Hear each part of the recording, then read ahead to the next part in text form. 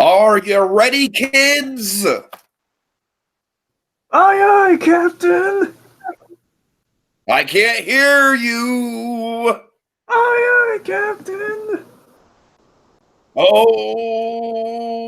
all right. Not going to do a song, everyone, but hello and welcome to 20 Years of Sponge. That's right. It is our Spongebob SquarePants 20th anniversary retrospective special podcast. And what we're going to do here tonight is we're going to rank our best, keyword best, Dragon, not favorite, but best SpongeBob episodes from the classic era, specifically seasons 1, 2, and 3, all the pre-movie stuff. Anything after the movie, get that out of here. We're focusing on the golden age, folks. We're focusing on the golden era. So, Dragon, yeah, 20 years, man. It's been a long time, right? Man, it's I remember SpongeBob first premiering the pilot. I don't even remember what the pilot was. I think it was Reef Blower or something like that. It was Help Wanted, Reef Blower, and there was a third. Well, there was there was the I'm sorry, I'm thinking of it was Treedome. It was the tea at the Treedome. Those were the first three. Oh, right. Okay, so yeah. So gotcha. So those three aired after the Kids' Choice Awards. And then, the rest was history, Dragon. We waited a few months for the actual series. When the actual series launched, it was a phenomenon. So what do you have to say for it, sir? Let me phrase it like this. Of course, folks, 20 years, such an achievement. That's what we're here to do. We're here to celebrate 20 years of what essentially, when you really think about it, Tiki, what is kind of the last remnant of 90s Nick that refused to quit. SpongeBob SquarePants. That's what we're here to talk about. It's the show that in essence kind of transitioned us into the millennium of animation for Nick. It's what's so fascinating about SpongeBob looking back on is that it featured the old guard of creative minds of Nick. I mean, particularly from the Rocko's Modern Life crew. Of course, I love Rocko's Modern Life, and a lot of you got to remember. So Joe Murray led the ship on Rocko's Modern Life. He was kind of the captain of that ship. And, of course, he'd go on to do things like Camp Lazlo and such. You can kind of in the Joe Murray kind of flair of things, which is good. But again, like the crew that worked, like his storyboard guys, his writers, his storyboard artists, his animation crew, those guys went on to do so many things. And pretty much almost the whole crew went to SpongeBob. And, again, just kind of captain under a different ship, under Steven Hillenburg, who got a start, I want to say, in the writing and the storyboard department. And on Rocko's Modern Life, he basically kind of captained the ship on SpongeBob and took his buddies that I had such a great time working with on Rocko's Modern Life. They kind of went to do this. I mean, they really got to sink their teeth into a show of their own that definitely made an impact and became an iconic testament, one could say. And look, let's be honest here. Of course, we're focused on the classic era for a reason.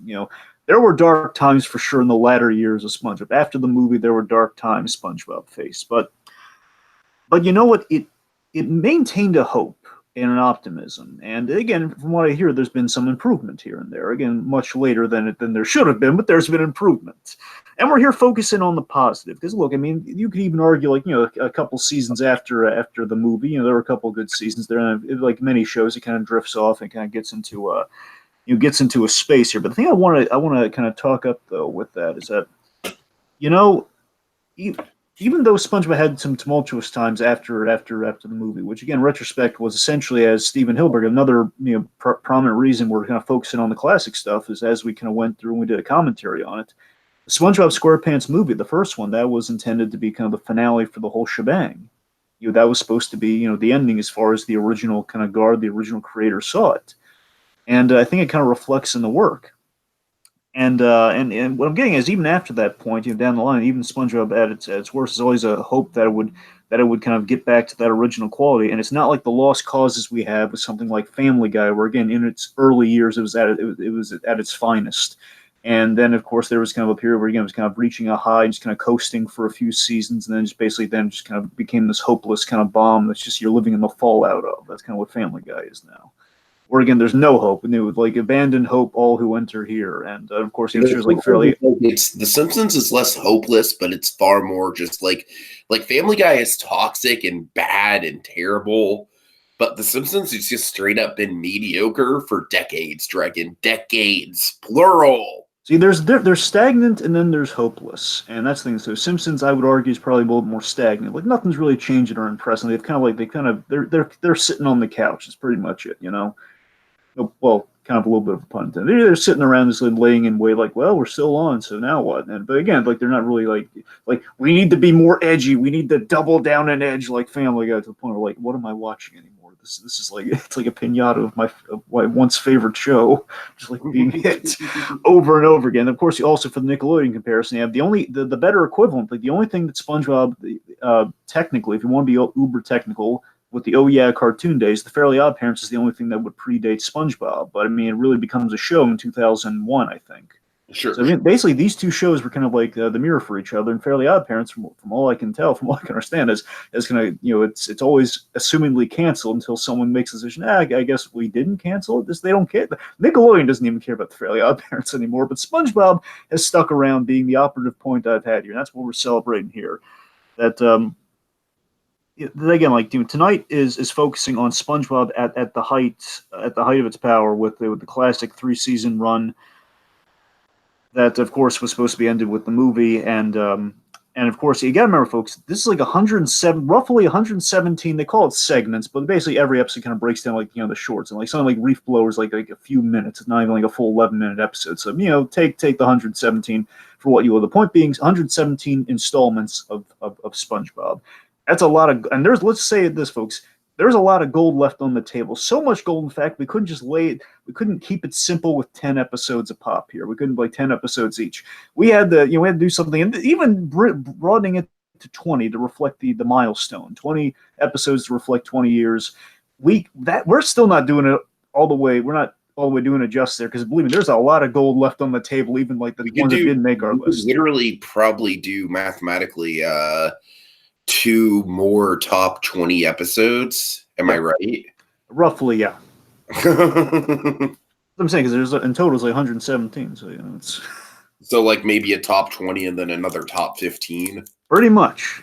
that's the fact of the matter, folks. I mean, SpongeBob in its early years, it was just a joy. It really was. And there's just a lot of stuff to celebrate. And here we're going to just kind of go through and we're going to list our episodes, and we'll get into Tiki's going to lead you through what our qualifiers were for the episodes. I'm sure they differ in certain respects, but we're just here to celebrate the good times of SpongeBob and the fact that he stuck around and just kind of bask in the creativity of the concept, and just kind of like celebrate the work of Stephen Hillenburg, who unfortunately did not live to see this milestone. Hopefully we're doing right by him and doing right by SpongeBob, and just kind of talking about him here. And you folks joining us or coming in late, by all means, comment on some favorite SpongeBob moments or episodes, or just kind of what do you think was the X factor and why SpongeBob was great when it was great. And if anyone who's coming in late is wearing a coat, may I just say, may I take your coat, sir? May I take your coat, sir? Anyways. Yep. Okay, so Dragon, let's get into it. So for criteria, like you said, I'm sure our criteria is going to be different. But the one thing we kind of agreed on is we should be celebrating the best and not just personal favorites. So with me, I had like 3 big categories in mind. I had creativity, I had memorability / meme status. So those two kind of go hand in hand.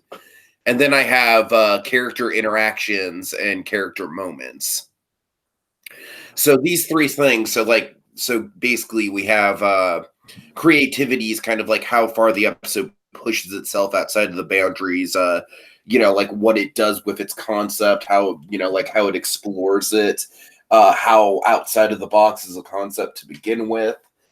In terms of memorability and meme status, I think that kind of speaks for itself. It's kind of like how quotable are the jokes, how much of the episode can I remember just scrolling through it on a Wikipedia article. And then the characters, that's just kind of like how good of an ensemble does the episode have. So, granted, of course, personal bias and preference and memorability and nostalgia is all going to come into play as well. I will admit that. So, I tried to keep it as non-biased as I can, but this is SpongeBob. this is childhood, adolescence at its finest for kids who grew up in the 90s and, kind of transitioned into the preteen era with SpongeBob. This was kind of like the peak of 90s Nicktoons, as Dragon pointed out. So with that in mind, Dragon, let's get into my number 20, and that is Krab Borg. Okay. I'm sorry. Before we go further, because this is a perfect moment to bring this up. Okay. Okay. Of course, Tiki and I, we had episodes on our list that basically sometimes we had there's some crossover. We avoided the crossover for the purposes of making this list. Just believe me, there are other episodes that are either our favorites or some others, all time great ones here. So again, there's just to get all the variety in there. So like Krab Borg was one I wanted to put on my list desperately, and I did end up not doing it. I'm so happy it found a way onto your list, though. That's what I'm talking about there. Krab Borg. Tell them about it, man. Go on. I mean, Dragon, by all means, chime in, and because I know you're the gadget guy, that's by and large why I put it on my list as well. I just find the idea of just it's just so silly, this whole idea of SpongeBob and Squidward. First of all, SpongeBob and Squidward are working together against this crab robot, and they're so convinced that the actual crab robot is the real crabs, and that the real crabs is the robot. And it's just this really absurdist scenario, and it's like I said, the gadgetry of it all is the most memorable. The coin slot, Dragon, the coin slot. Yeah, I honestly at this point, folks, I don't want to get into the reason why it's not higher on my list. I don't even want to have that vocabulary in my conversation, because really the ranking, I got to tell you, at least until the top 10. The ranking is pretty arbitrary. The 20 through 11, not to say that they're, not great episodes. They wouldn't be on this list if they weren't. Folks, these are the best of the best. Out of 117 to pick from, these are the best of the best. Right. And again, believe me, ranking these were tricky. When we get into the top 10, that's where I really start taking the actual ranking part of it seriously. You know what I mean? That's where I'm really considering what I'm placing where. So I don't want to call 20 through 11 honorable mentions, but by the same token, it is more of a bullet point list than my top 10, Dragon, if that makes sense. Well, by the same token, just to give them some credit where credit's due, again, we kind of in broadening to 20, we just kind of cut out honorable mentions as a thing. Otherwise, it'd be 25 or so. So we just wanted to keep it simple. So these are still firm picks, though. They're still good picks. Sure. Anything else to say about Krab Borg? Krab Borg is just, almost made my list too, because, of course, I love Mr. Krabs, and it's just this ingenious, just again, it's almost like a Tom and Jerry pairing, I don't mean just in the kind of the movie sense, but the Tom and Jerry pairing in that, it's kind of your usual kind of the duo that usually one, at least in this case, one part of the duo doesn't like the other part, but they're kind of paired together. So it's kind of refreshing in that sense. And it's in the sense, okay, Squidward's along for the ride, and he's actually convinced that, oh my God, Mr. Krabs might be a robot after SpongeBob just had this nightmare. These things oh God, after I saw this movie, Mr. Krabs might be a robot. And it's just so funny, and then it turns into this hysterical interrogation scene that Mr. Krabs might be a robot, and it's paranoia. It's paranoia comedy at its finest. Paranoia comedy, that's definitely going to be something that comes into play on my list a number of times. So, it's funny. That's one of the things I'm excited about with comparing and contrasting our list is our different senses of humor are going to kind of brew to the surface. Basically, folks, it's I feel like if you were watching this podcast as the first podcast you ever listened to with Dragon and us, I feel like this would be a good barometer of where our senses of humor lie. You know what I mean? Yeah. I love one last thing. Of course, just love the conveniencies that kind of lead to the big moment of truth. That again, that kind of sells Squidward. Where of course, Mr. Krabs is listen to that song, the techno pop song on the radio, beep boop boop boop boop beep, and the batteries and everything, and then the fact, of course, he gets his eyes turn red because he spills salt or something in them, and with little tongs, and at the point we just burst through the door, and so he is not a robot, and then Squidward and Sponge just see the proof in the pudding. It's just the most robot-like looking crabs you'll ever see. I don't know why. It seems to be a regular, because another episode that almost made my list, by the way, that Imitation Crabs, which is also another robot Mr. Krabs episode. I don't know. Again, I wish they could have made the cut, but I'm glad we got to talk about one. All right. Sure. Okay. Alrighty, so let's get into number 19, or I'm sorry, you're number 20. Go ahead. Thank you. So my criteria, two things. I guess one, my criteria to keep it simple, pretty much similar to yours, where my criteria was obviously, honestly, most if not all of my favorites were able to be on my list. But again, I did list them in terms. I did keep best in mind. So there's basically my favorites are on the list in some way, shape, or maybe not as high as I would like to personally put them, but they're there. And so even if they're low on the list, believe me, I can still some of them will still be some of my all-time favorites, like most rewatchable episodes of SpongeBob for me. So they're still good, they're important. And of course, try to get some of the best of the show, some that kind of fit, like SpongeBob kind of firing all cylinders. And of course, just basically in regards to best, it usually kind of that hits the ranking. And yes, as you kind of alluded to, when we get to the top 10, it's really we have to really kind of cut through and like, well, I like these, but I mean, where am I going to rank them? It was really hard to rank these. But I mean, even in when we get to the 20 onwards, like I had to be really cutthroat in the bottom 20 as well. Just kind of like, okay, I gotta put something at the bottom of the totem pole. It's like the Pixar thing, where I mean, I love them all, like Pixar and Marvel. Like they're none of them are really legit bad, but someone has to hold up the foundation. Someone has to be on the bottom. I'm sorry, Brave. I'm sorry. Brave. Well, I'm sorry, Brave in Cars 2. I know you tried it. I'm not. Yeah, I know. I'm not trying to take it to the woodshed, but someone has to hold up the foundation. It's like Sunnyside. Someone has to pay their dues at first. It's not my fault. Anyway. Oh man. Right. And also, the one thing I really want to highlight because it kind of occurred to me right before we went on. So Steven Hillenburg in the. I'm also going to try to slide a little bit of like a little 10-pole, like they. Have a sampling of like my favorite qualities of the show within each pick. Just kind of talk about kind of each of them somewhat as well. Just kind of slather a little bit of kind of knowledge and kind of retrospective on SpongeBob a little bit throughout there. And one thing I want to say right from the get-go, and talking about our sensibilities, SpongeBob is modeled after the comedy giants. Like Steven Hillenburg's influence, of course, you got some Pee Wee Herman, you got Abbott and Costello, you got Three Stooges, you got Charlie Chaplin, basically all the comedy greats. And I think that might be the X factor. I'm going to lay this as kind of a mini thesis here. I think that's the X factor as to why SpongeBob is as funny and memorable as it is, at least in those early years. Because he's modeling after the greats and kind of doing something with these new iconic characters doing something. Again, it's kind of like the comedy legends for the next generation to an extent. I think that's why it's basically the comedy version of Stranger Things, Dragon. Yeah. Not bad. I didn't think of that. I'm serious when I say that, but it's like kind of a similar idea of like taking different influences and ideas from different things in the same genre. But I'm not crazy, right? That sounds. I mean, it's pretty accurate, right? It is kind of the old kind of comedy. It's like the old comedy routine. I always definitely saw SpongeBob as like a kid's version of Pee Wee Herman. Not to say that Pee Wee Herman wasn't a kid-friendly character, but let's face it, Pee Wee's Playhouse was a pretty out there show. There's a reason why the revival of Pee Wee's Playhouse happened primarily on Adult Swim. But I mean, to some extent, there's so much old comedy that it's just kind of being brought into like that 90s generation or like to whatever generation is coming new into SpongeBob. Like, oh my God, like this is kind of like the new bits that we have with the old bits. Like the Who's on First is kind of what we have with some of the bits in SpongeBob, like, well, we'll get to when we get to them. I don't want to tip my hat too much in some of these great iconic bits, but you get what I'm saying though, right? Yeah, for sure. All right, so all that said, let's just dive right into it. Number 20 for me. Again, love this one, but at the end of the day, I think it's just one. I think it's one I just really like. One Krab's Trash. Yeah.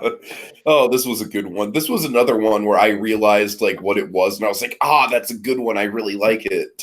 Okay, so One Krab's Trash. So this is a foray for me to begin my love fest with Mr. Krabs. So I love Mr. Krabs. Basically, the best comparison, the old comedy comparison, Mr. Krabs. And again, this is one of it's not just like anything about the old comedy connected at all. This has always been there. One of the reasons I love Mr. Krabs deep down. He's the undersea Jack Benny, the very famous "Your money or your life." I'm thinking it over. That old gag. The cheapest man alive comedy. That's Mr. Krabs in a nutshell, portrayed by the wonderful Clancy Brown. Clancy Brown, one of the great actors. Of course, he's been in films such as Highlander and Shawshank and other things. Of course, many people, if you've seen The Punisher, he's been in that. He's been in the MCU. He's been in both the movies and the Netflix shows too. By the way, he did the voice of in Thor Ragnarok, playing a Surtur, the giant kind of fiery guy. And of course, the best thing I think he's well known for, again, in my lifetime, Tegan, and the thing I would have known him for without even having SpongeBob would have been Lex Luthor. He plays this wonderful, menacing, awesome character, Lex Luthor, but at the same time, he's Mr. Krabs. Right, right. Wonderful, I love it. So, here's the thing. So, Mr. Krabs, so we take this, we take this old school premise. And again, this feels very almost kind of that Charlie Chaplin era of like almost like a silent movie gag where you have like, okay, you have kind of this character just literally taking garbage from other people, just putting on a, it's like the old kind of like, roaming sales, kind of like yard sale type premise. Or okay, Mr. Krabs being our super cheap character. He's like one man's trash is another person's treasure. That old adage, where basically he's taking the trash of like SpongeBob, Patrick, and around SpongeBob's neighborhood, and it's like basically aerosoling and just like let's make it smell a little better, and just reselling it and like and spinning it. It's great, just kind of like prop comedy at its finest here. It's like. Oh, it looks at a toilet plunger. Oh, I had one of these. Oh no, it's not a plunger. It's a it's like a 15th century ladle or something. Oh, it's a 17th century soup ladle. Oh, I was using mine wrong. I just bilking them for money, and you have it's a lot of great comedy there. And then of course we have the age old soda drink hat. Oh my goodness, the soda drink hat. They should sell those at Universal. I wish. So the soda drink hat again. It's again. It's not reinventing the wheel with the soda drink hat is, but they made it look cool. Number one. They just made the soda. They really sold the heck out of that soda drink cap. I mean, again, back in the day, I was like, "Oh my god, that's such a cool, insanely cool concept. Look at it." Again, it's just and the fact that Mr. Krabs sells something he thinks is trash and ends up being worth. Essentially, he's getting offers up to $1 million for this hat because it's so rare and such a novelty. It's such a novelty of a find, given the fact that it in essence is a novelty, which is hilarious. And of course, it belongs to Smitty Warbin Jaegerman Jensen. Of course, yeah. Tiki was so special because he was number one. And basically, it's that Schmitty thing is probably one of those bits you were talking about. Yeah. And basically, what we have here is it's kind of this ingenious idea that Krabs is basically trying to recover trash. And again, the other this episode kind of goes to a dark place. Where this episode has grave robbing in it, yet it's hysterical. Yeah, it basically has like he's grave robbing, and we hit like some. Here's the class of SpongeBob that I always appreciate. I always really like, especially when we have Mr. Krab episodes. We have this. We have like at the end of it, he grabs like an undead swordfish's head, and he's basically like Errol Flynn, as he calls himself. Like Errol Flynn. Basically this great kind of like a swashbuckling sword fighter, like fighting himself out of a. Essentially like a Ray Harryhausen movie, essentially. And again, these old touches, and there's a class to it, man. It's just such a charming old school quality to the situation. And of course, it has this kind of this wonderful old school ending to the bit here, where it's like he gets the hat worth $1 million, and they found like a whole warehouse full. And now it's worthless. It's just that it goes to show you. It's short, simple, to the point. It's just fun, Mr. Krabs stuff at the end of the day. Right. Okay, so more Mr. Krabs, Dragon. That's 3 Mr. Krabs episodes in a row. Number 19 is Wet Painters. Love this one. And this one is less the presence of Mr. Krabs and more the threat of Mr. Krabs, which is why I think it's so funny. Because, of course, we have the one thing, they have to pay everything in the house except for what, Dragon? Except for Mr. Krabs' dollars, first dollar. Oh boy. And of course, when inevitably SpongeBob and Patrick do paint over the dollar. Dragon, this is the thing. It's just like the whole episode revolves around just the concept of like them trying to convincingly draw the dollar back or convincingly find a way to replace the dollar. Again, it's such a simple concept. You know what I mean? It's such a like I feel like it's the kind of thing that could be thrown out in an improv class and do a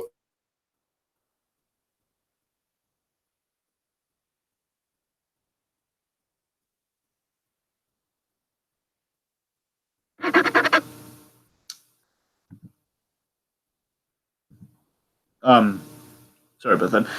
What he's getting, what Tiki's getting at there is, it is very, again, it feels so much like an Abbott and Costello routine where you have Bud Abbott and Lou Costello. They get into a predicament where they're hired to do some job, and then it goes belly up, and they have to figure out how to undo the mess. I mean, of course, we see this.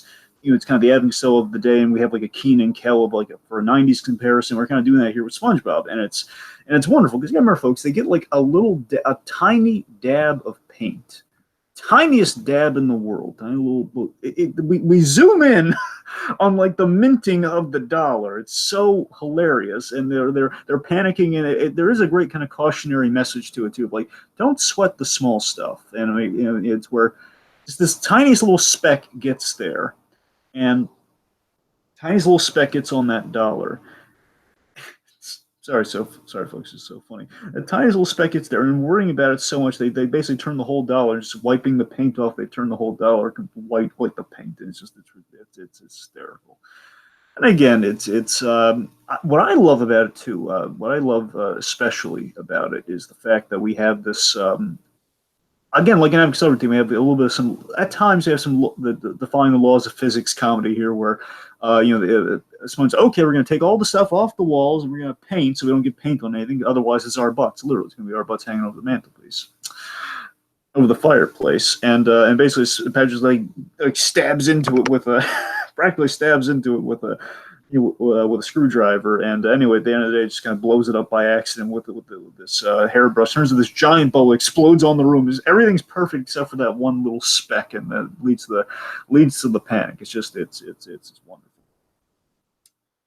But yeah, it's again what Wet Painters is. Again, we also have Mr. Krabs as that. Mr. Krabs serves as, again, he can be somewhat of a father figure, somewhat the employer, the stern boss.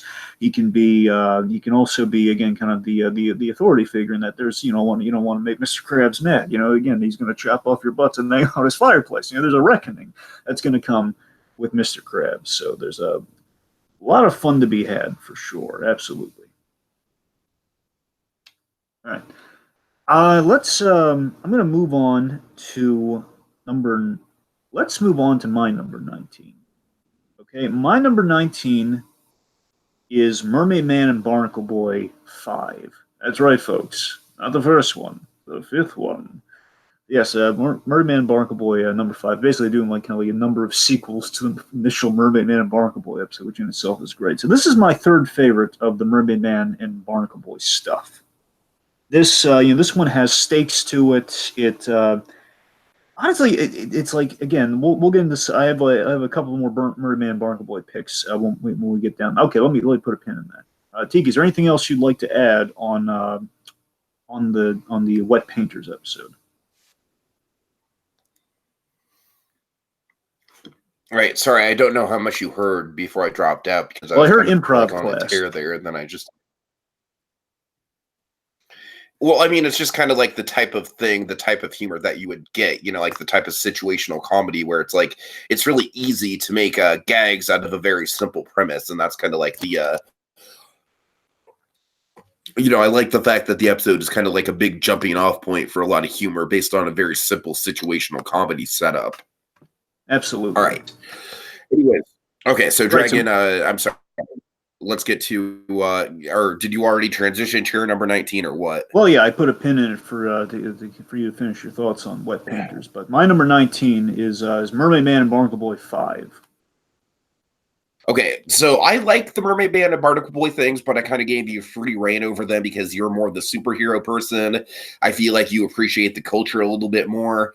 And honestly, I don't want to say this in a negative way, but besides the Man Ray one, which is definitely my favorite, they all run together, but I say that in a good way because they all have a consistent quality to them. And they do kind of feel like one flowing saga in a way. So let's get into it, Dragon. How do you feel about this one in particular? Well, again, this is my third favorite of the Mermaid Man and Barnacle Boy stuff, and this one kind of has some really neat stakes to it. I thought they really kind of set out because I mean, look, for example, one that didn't make my list, it was never going to make my list, was Mermaid Man and Barnacle. I just love the whole saga of it all too. By the way, the fact there's more than 5 entries. I'm saying, but pre movie, there's 5 entries. Think about how amazing that is. There's more entries after this, but. 4 never grabbed me. 4 was like the whole shrinking the town episode. That one never grabbed me. It wasn't bad, but it just never grabbed me. Mm. But five, though, five to me, it stems from this hysterically ridiculous premise of Mermaid Man. Each Mermaid and Barnacle episode kind of takes a trope of superheroes and kind of runs with it. I always love that quality about it, you know. Where this one takes kind of the Super Friends angle, takes the team, takes it kind of takes the Super Friends kind of like, you know, it's kind of like the laughing at the end of the episode type stuff, and I always love that about it. Where we take this ridiculous premise of Barnacle Boy wants an adult-sized Krabby Patty, and Mermaid Man won't get it for him, and that's what turns him evil. It's the fact that he just feels, you know, he feels undermined. Again, we're taking again kind of a serious trope of a comic thing, like when you have like the sidekick that goes back, like a Jason Todd sort of thing, but Jason Todd become the Red Hood. That's kind of the angle we got going on here. Where Barnacle Boy goes rogue and he joins the dark side, which happens to be the Krusty Krab as being half lit, but in itself just hysterical. But my point is, you know, this episode celebrates superheroes like the Justice League with specifically the International Justice League of Super Acquaintances, which of course is basically Justice League of Super Friends in essence, what that all is.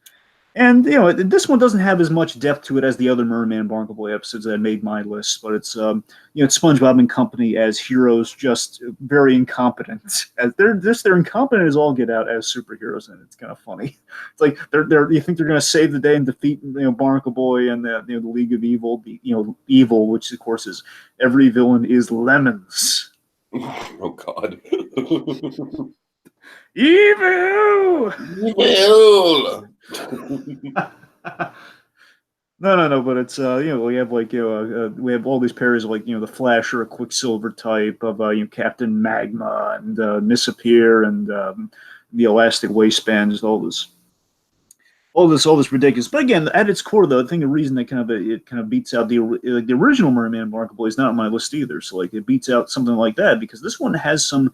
Again, there is a beautiful moment here where, like, you know, Mermaid and Barnacle Boy, as silly as it is, at the end of the day, they kind of had a rift and they kind of patched it up together. He says, you know, he has Mermaid Man over a barrel, but he can't bring himself to hurt his old friend. So he has like the three conditions of like, I want to be called Barnacle Man, I want to be treated like a superhero, I want an adult-sized Krab Patty, and you know, it's the friendship and everything. It's just it's really nice, and again, I love that. I mean, it's definitely kind of got like an Adam West Burt Ward vibe to it. Well, again, as in premise, Mermaid and Barnacle Boy, of course, it's kind of you know, your Super Friends Aquaman meets the Adam West Batman, which of course is the ingeniousness of the concept. Which again, we'll get into a little bit more in some of the other entries. But again, also again, this the ending on everybody laughing.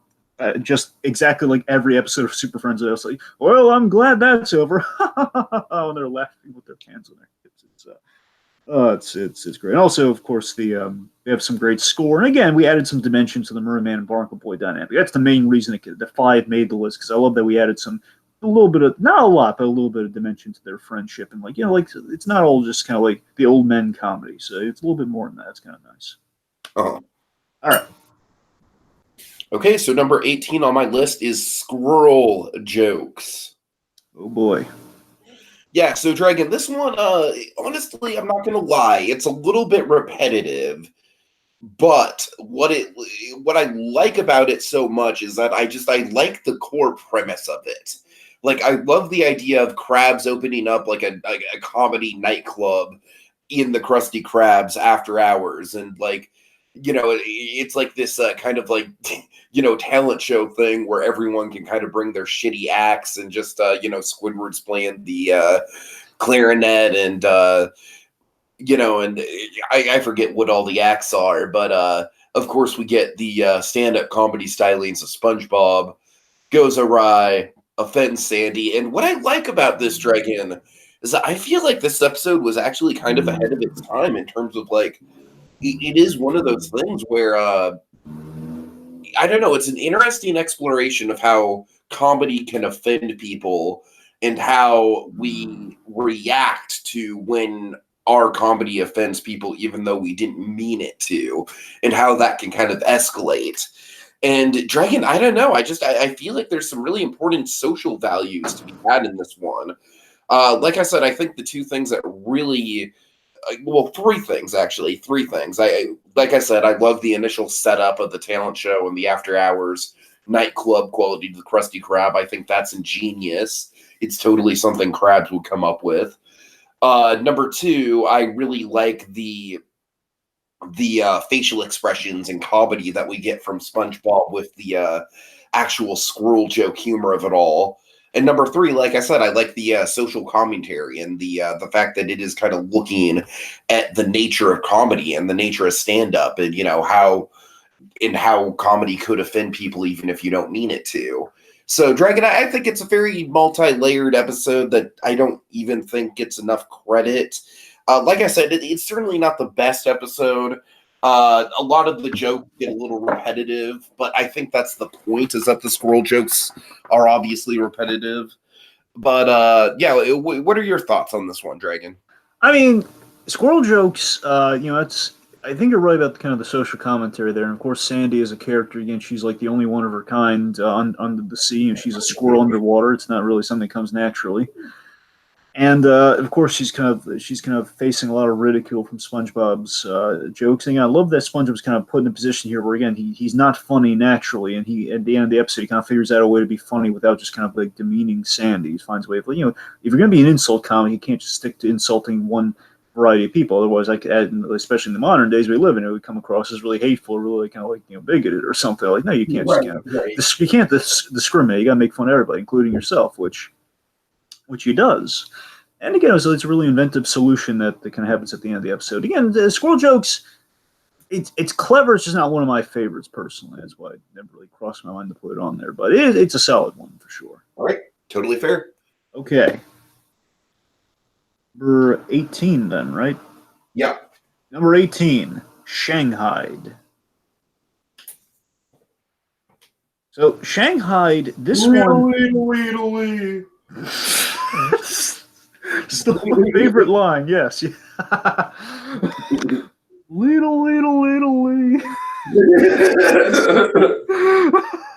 Oh god. Anyway, oh man, this is why I miss Patrick being funny. That's the first 3 seasons have in spades. Patrick being legitimately funny.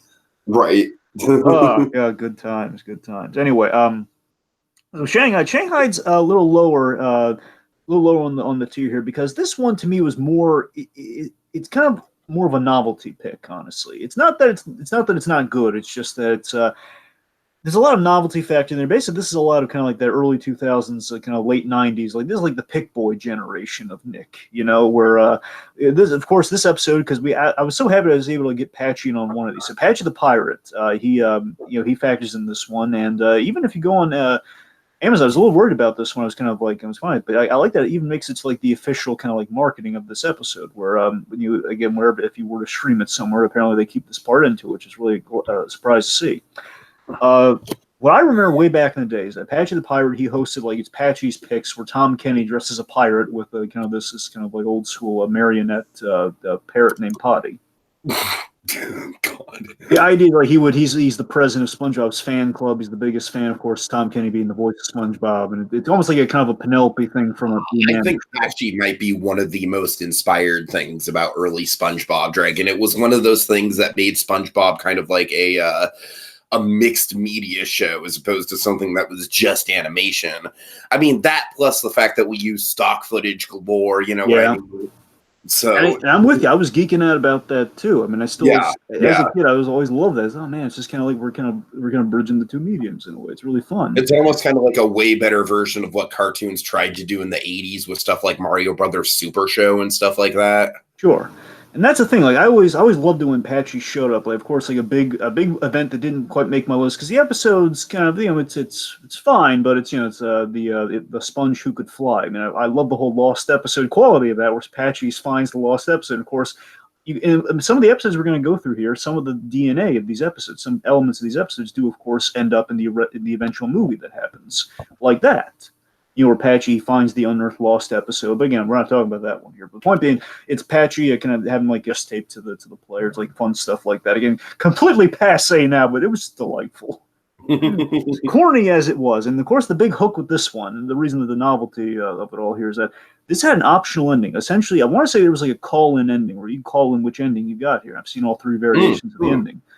So basically, the real ending is the one it actually ends on if you were to watch it on Amazon or wherever you're going to watch it from. Basically, the ending it takes is the ending that you get in the episode. But you have three options where if Patrick gets the wish, they all get gum and then they get eaten.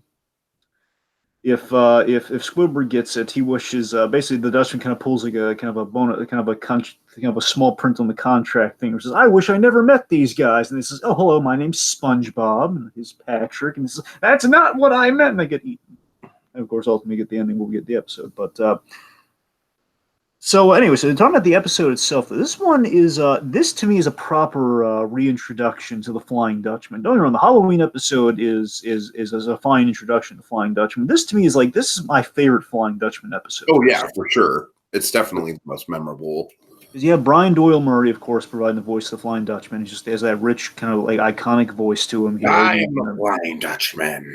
Mm-hmm. I am the Flying Dutchman. And I love that every appearance of the Flying Dutchman, even after this, he gets more mundane with each appearance, and I love it. It just cracks me up. Halloween episode, he is legitimately kind of intense. He is. He has that one little mundane moment. Basically, they keep tugging on. I love they found the winning equation with the Flying Dutchman, where just play with the mundanity. Where again, here we have the menace of the visage of my ghostly crew, and the menace of scaring people and everything. But again, just being undercut by SpongeBob and Patchy. The fact that he has to wear a sock to dinner. It's that's sort of likes to dress up for dinner. For him, dressing up for dinner is just wearing a dinner sock. That's about it. Oh man! But then look, this episode has a lot of fun bits to it. It kind of starts a little out of nowhere though. And the idea, basically, with the Patch the Pirate segments, again, as much as I do love them nostalgically, if you really look at them, and this is kind of the reason it's ranked so low, is that at the end of the day, though, you can tell the episode came up short because I believe it was this episode, and I think the Gary's Bath episode. I think it's what they pair this one with. I'm not sure. The point being, they did this episode and they added some extra Patchy stuff because the other episode that would be paired with this would not have a lot to it at all. I think that's the logic. Mm-hmm. Point being, it kind of starts okay, Anchor just crashes into the houses, and then they all climb up the ropes. Not much of a start to an episode, but by the same token, though, we have I think the two most iconic bits, of course, as Diggy is going through, with the ghostly crew shenanigans of just Patrick and Sponge was kind of failing miserably at being kind of a menacing ghostly crew. We have these. We do have some haunting visuals though, the Fly of Despair, where we have this zipper dimension gets opened up, or Squidward is not being accommodating at all to the Flying Dutchman. He's insulting the ships. Oh no, I think you insulted his mother, not his ship, and then it keeps lit on fire, and then it gets thrown through the Fly of Despair. And we have of course, in the mixed media of it all, we have I shouldn't say mixed media. I should say it's kind of like an old animated series trick that I love from Batman, where you have these painted stills. We have these wonderful paintings that are just kind of stills. Instead of animation at times, just kind of adds the texture and adds the old school cell animation, and I dig it, man. I so dig it. Yeah, good stuff. And of course, the one thing we have to talk about, the perfume department. Oh my god, yes. Oh, now this is where the mixed media really comes in. Good predecessor to the SpongeBob movie. Yes, this is the real mixed media of it all. Here, this is perfect. Here, we're just right. Oh my god! Just this is god. There's running through this perfume department, just being sprayed by the perfume, and it's just being a dramatic, they gotta make it to the finish line. Private Ryan. Exactly. It's just the fun semantics, and of course also the dialogue's really good too. The semantics, I want it to look good and scary. So do you mean you want it to look terrible, or do you want it to? It's that sort of stuff. It's just oh god, it's a lot of fun. All right, so this episode, Point Shanghai, is just a lot of fun. Maybe not the most deep episode, not the most maybe not the most clever, but the most iconic in turn. I think it has a lot of iconic stuff going for it. All right. All right, so Dragon, my last episode was just kind of a joke repeated over and over, but it had a lot of social commentary to it. This episode is a joke repeated over and over, and it doesn't have any social commentary to it, but the joke is freaking hysterical, and the way they elevate it is just wonderful. And it's a very classic episode, and to me, it's really the episode that showed me what this show is capable of in terms of upping the ante with the humor. That show, of course, is Tea at the Treedome. Dragon, this one's iconic, man. I mean, this really was of course, the first couple episodes of SpongeBob really just kind of established the main cast, established SpongeBob's personality. I feel like this was the one that established the SpongeBob sensibility of, just kind of like going all out with the humor of a base premise. So this premise, of course, is that SpongeBob is suffocating. SpongeBob and Patrick are suffocating because they're in the Treedome with Sandy. Of course, this is the episode that introduces Sandy, so that's a rather big thing as well. But, point being, we get just all these great suffocating jokes and them just drying up and trying to get the water just desperately. And, Dragon, it's like we feel the desperation, man. Like in 10 minutes, they make us feel as intense for water as like fucking James Franco in 127 hours. You know what I mean? I know what you mean. There is a real... There's real stakes to this one. That there are. I mean, I love that they're doing all this in the name of pleasantries too. It's trying to be good company. It's like, wow, SpongeBob isn't complete. He's trying to extend the pinky and everything. Patchy's not picking up on the fact that, oh god, he's drying out there for a while.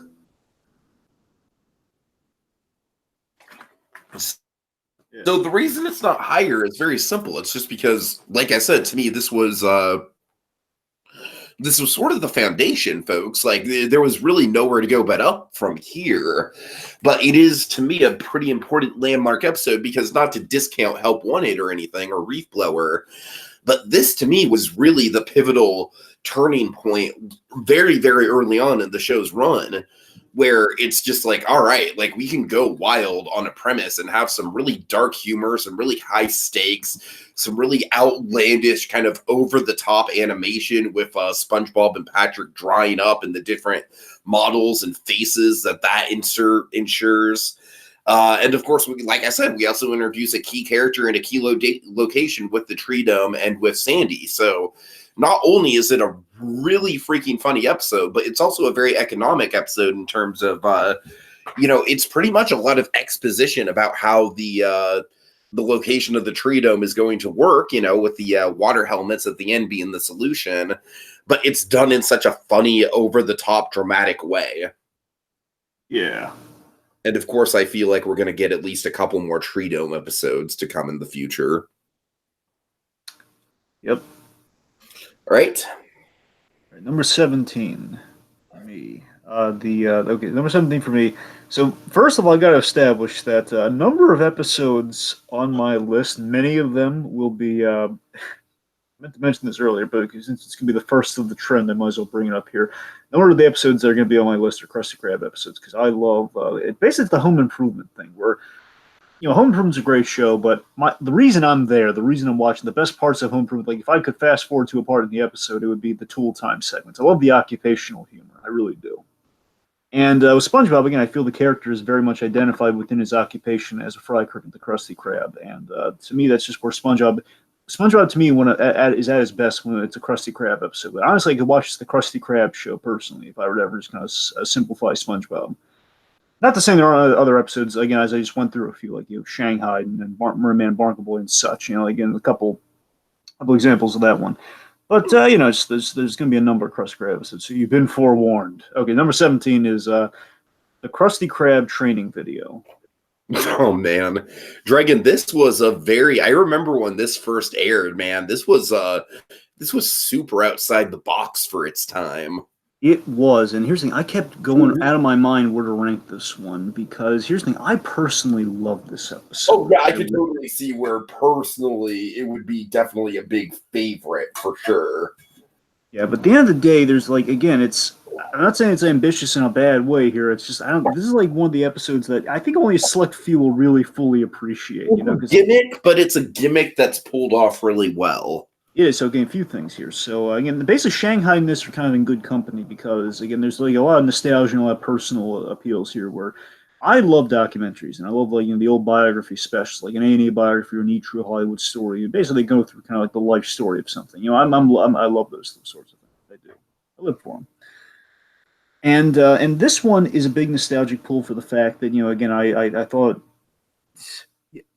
Just it's the training video comedy is just the training video comedy is great. Like I remember stuff like Monsters Inc. on the DVD where they have some the training video, like that sort of stuff. Or again, I've been kind of in the bag for the old training video comedy because of Monsters Inc. and stuff like that.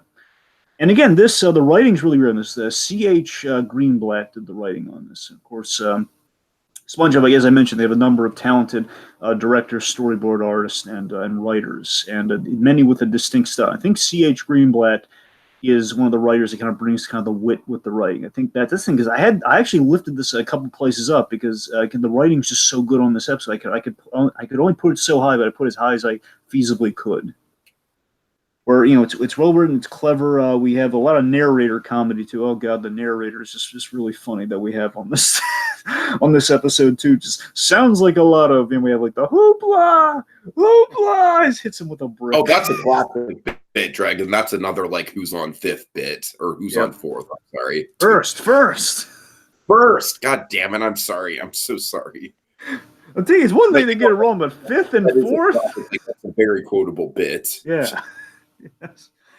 So, of course, I mean, the thing I really live for in terms of the documentary of it all, too, and again, I do love that we get some knowledge in this, too, is the origins of Mr. Krabs and the Krusty Krab. The idea, like, after the war, when he keeps mentioning he was in the Navy, like, after the war, he fell into a deep depression, and he basically bought a retirement home, the Rusty Krab, and turned to the Krusty Krab, and you see, like, the soda machine gag. That's what I'm talking about. I love, like, the history of we're getting into this. So, again, we broach the history, broach the standard operating procedure. It's a great kind of satire, and, whenever you have, like, a job in the food service industry, you have to watch a tape like this. If we learn nothing from Steven Universe, Tiki, we learned that. Oh yeah. And of course, there's a lot of really great, Krusty Krab humor and just Mr. Krabs humor, like the whole the high tech operation of the Krusty Krab. Basically, have all these. I think this is probably my favorite joke from the whole thing. The idea that we kind of go through, bendy straws, the basically straws being like, here's your liquid transport system, and you have your condiment dispersal units and like the packets of ketchup, and your beverage, your temperature controlling device, which is just ice cubes. You make just basically spinning these very mundane things you find in any fast food restaurant. It's a really high tech operation. Like, don't worry about Mr. Krabs though; he doesn't like robot overloads. He robot overlords. So don't worry about that. It's a lot of insanely great comedy, just really smart. Patrick, the gag with Patrick ordering, and of course a little bit of this is going to be a running thread with some of my Krusty Krab and Squidward episodes too, where Squidward dealing with customers sometimes, and you have him Patrick ordering, and it's like, welcome to Krusty Krab, what would you like? And he says, this is for like hours until he remembers the old credo poop, which of course is people order our patties. Maybe not the best joke in the thing, I'll admit, but still, it's like maybe that holds it back a smidge, but I'll give it a pass. Point being, I says, hey, Patrick, why don't you order a Krabby Patty? Good idea, Squidward. And of course, it's like for here to go, he's just smashing his head against the cash register. He's going to be there for like another 5 hours. It's just, but okay. Then the main reason it's as low as it's one real knock against the episode. And this thing, I'm sure you felt this the first time you watched it too. I think everybody's kind of universally felt this way. The ending of the episode's kind of a jip. Remind me how it ends. The ending of the episode, the running gags at SpongeBob, he's the employee who's getting the orientation here, and he wants can I make a Krabby Patty now? And he wants to make the Krabby Patty, and at the end of the day, he says, and the secret formula is, and it just like cuts to that. As a kid, I was like, what did I miss it? Did the episode cut out? What happened? Oh God!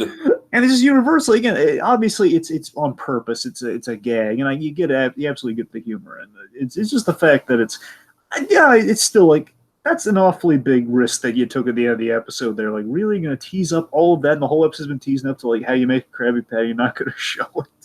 Really? Yeah. Anyways, that was a little nitpick, but that's why it's kind of at 17. All right, Dragon. So it's time to spread some love here. Number 16 is Grandma's Kisses. The wonderful, Marion. Marion Ross. Sorry, yeah. Marion Ross. Oh man.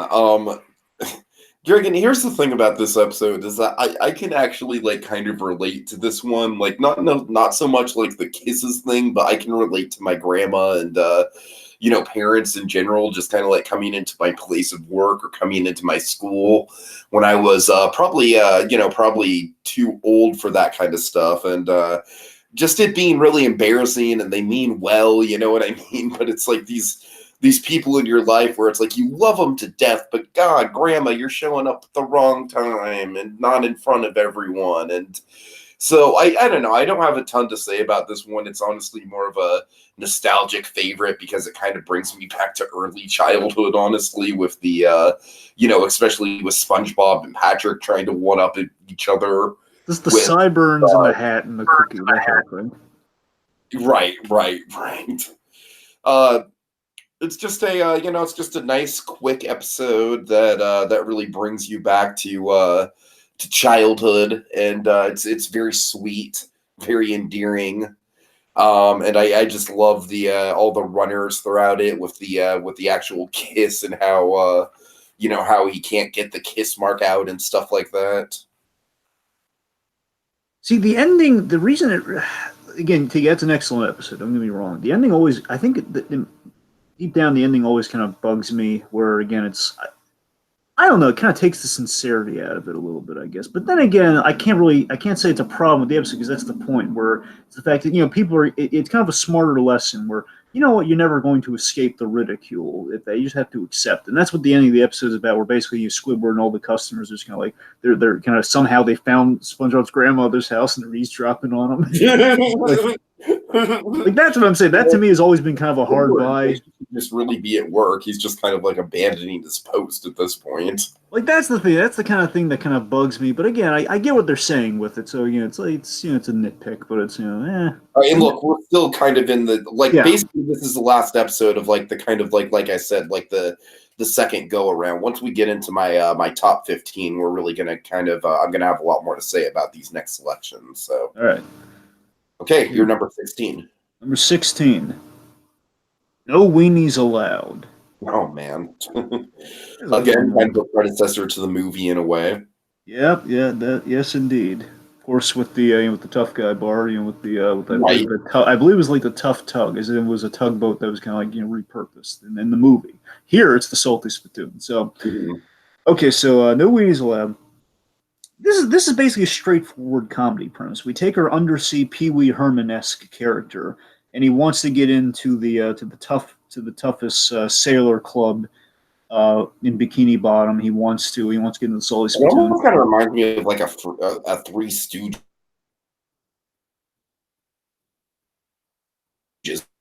premise, even. I buy that, and of course, Three Stooges are also again kind of an influence. I buy that as well. Anyway, so of course, I basically in the ranking episodes here, I had to pick. All I know is I had to pick one Tom F. Wilson episode. I love Tom, of course, for the kids out in the audience. Biff from Back to the Future, Tom F. Wilson.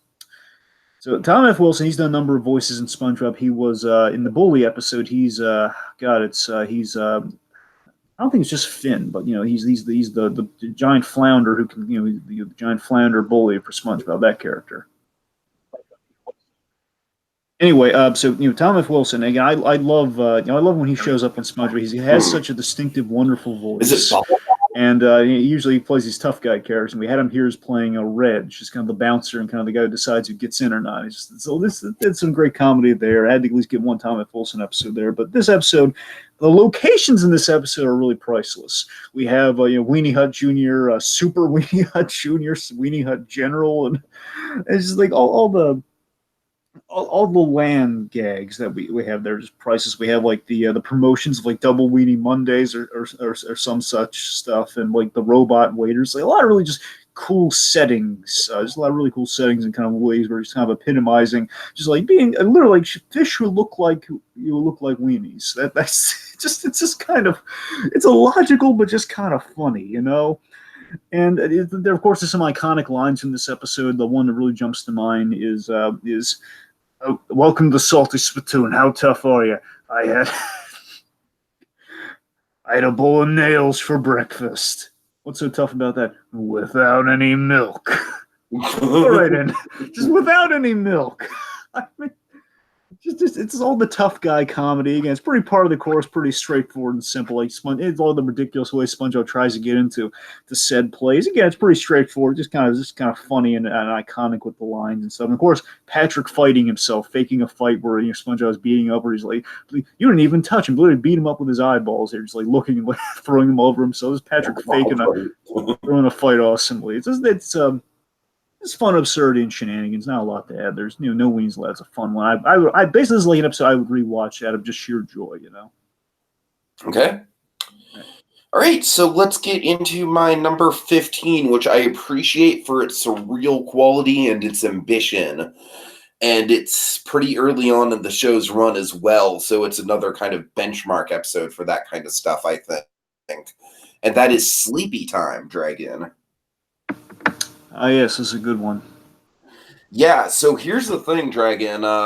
This definitely holds a lot of nostalgia for me, but that's not the only reason it's on the list. It's on the list, like I said, because I do think it's a little bit of a benchmark into the surreal realm of SpongeBob. That it was still very early on in the show's run, and we got this episode that was just SpongeBob ducking in and out of people's dreams, interrupting the dreams. And then just kind of like all these shenanigans unfolding because of it. And Dragon, the nostalgia I have for it mostly is based on the fact that, like, when I was brainstorming, way back in the day when I was like an early, like late tween, early teenager, brainstorming ideas for a potential SpongeBob Universal Dark Ride. Dragon, I gotta say, this this episode had all the elements of a dark ride to me, because it had like a flow of like different surreal scenes that kind of like connected to each other through a specific theme. And I don't want to bore you with the details about how I would have done it as a dark ride, but suffice to say, I like examined this episode. I studied this episode for that reason. And like I said, I really appreciate it on that level. I think it's got a lot of fun individual bits to it. I think it's very varied in the segments and in the dreams. I think my favorite one is the giant library with the super intelligent talking Gary that we get. That's a lot of fun. Of course, SpongeBob showing up as the clarinet in Squidward's dream. My favorite. La la la la la. I'll tell you, my favorite one is easily is the Mr. Krabs Ahab dream, where he's basically going after this giant. Yeah. Sure. This is what I love about. So I love the majesty of SpongeBob when it really dials in. Like, that's what I'm saying, Dragon. This was early on in the show's run, and we're getting stuff like this where it's like, all right, we're really pushing the boundaries here. We're going outside the realms of just like typical like Krusty Krab locations, Bikini Bottom, the block with the houses. It's like we're really going into some pretty majestic stuff, like you said. SpongeBob, here's the thing, Nickelodeon has essentially what I could best describe as like a sound library. They have like kind of pieces of score, really great really great score, by the way. They've used like Ren and Stimpy, Rocko's Modern Life, and SpongeBob, just kind of name a few. And SpongeBob, I think SpongeBob out of all of them really got the best end of that deal. They used the kind of the best scores, and they kind of got in there and then made, I think, elevated these already really fun and really clever scenes. They really did. They knew how to get as much comedy as they possibly could out of those sound clips. And that's what I'm saying. Like but also you have a legitimate majesty that's applied to something. Like right. When we get to the Mr. Krabs dream, we hear dun dun dun dun dun dun. It's like you're in the swashbuckling, like the third wheel of an adventure. Like, oh my god, look at this. He's going and he's trying to capture the giant like shark, like the giant like Ahab whale like dollar bill within a giant wallet. That's what he's using as a net. He had a mustache on that wallet. Darn it.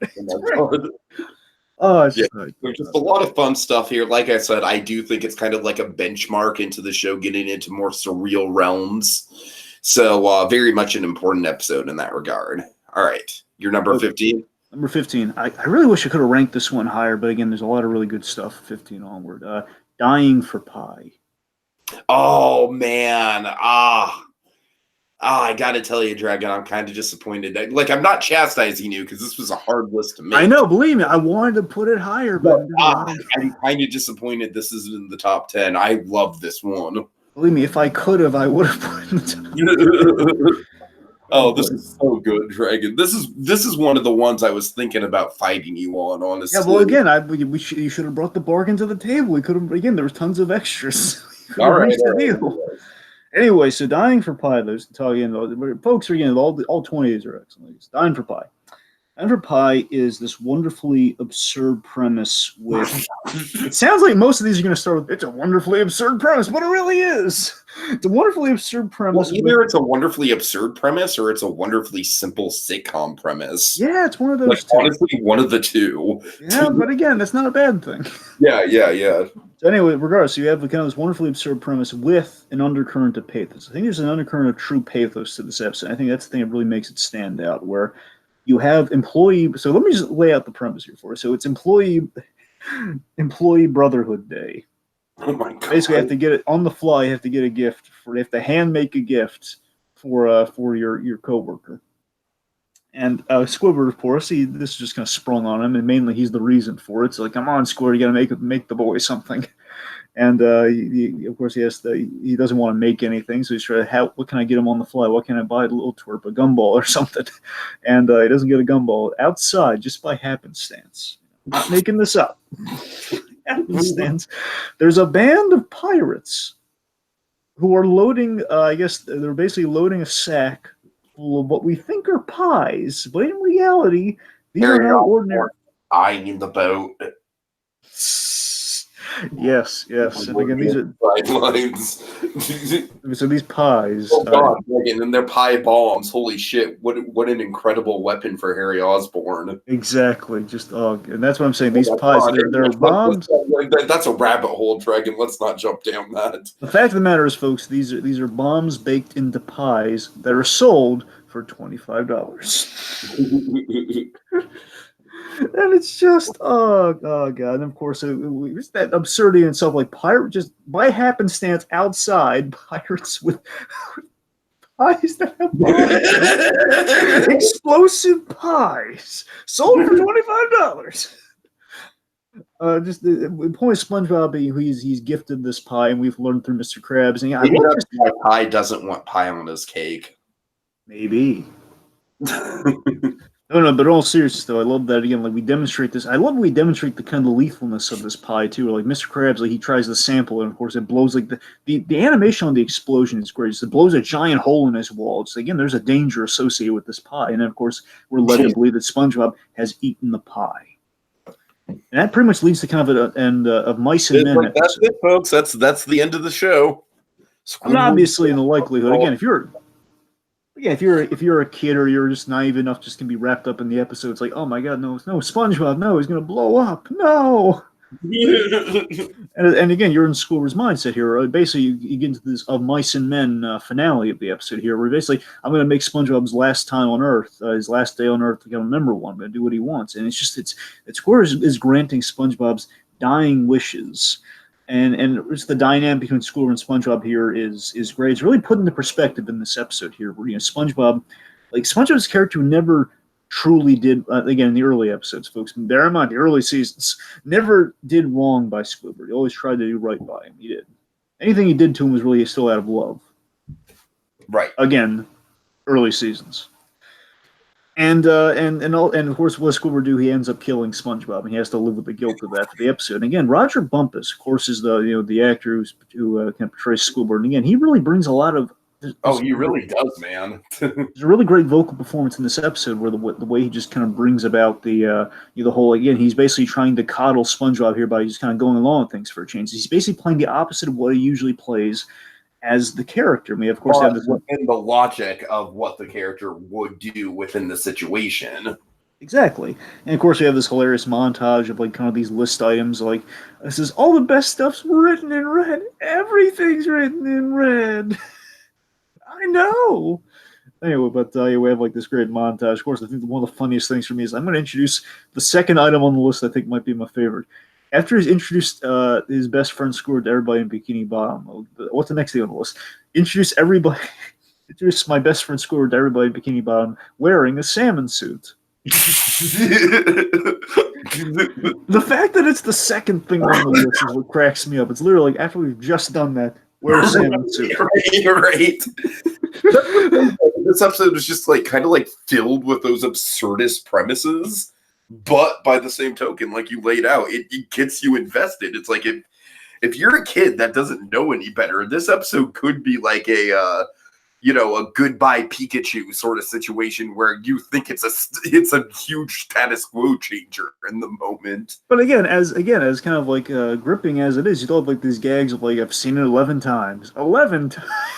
Mr. Krabs has seen this thing happen 11 times. Of course, the thought bubble gag too, where he's just remembering sunset, and it says, yeah, I give him till sun. Says, "Oh hi, Mr. Krabs," and he just runs off. See you later. He's interacting with our thought bubbles, the meta stuff. It's Oh, yeah.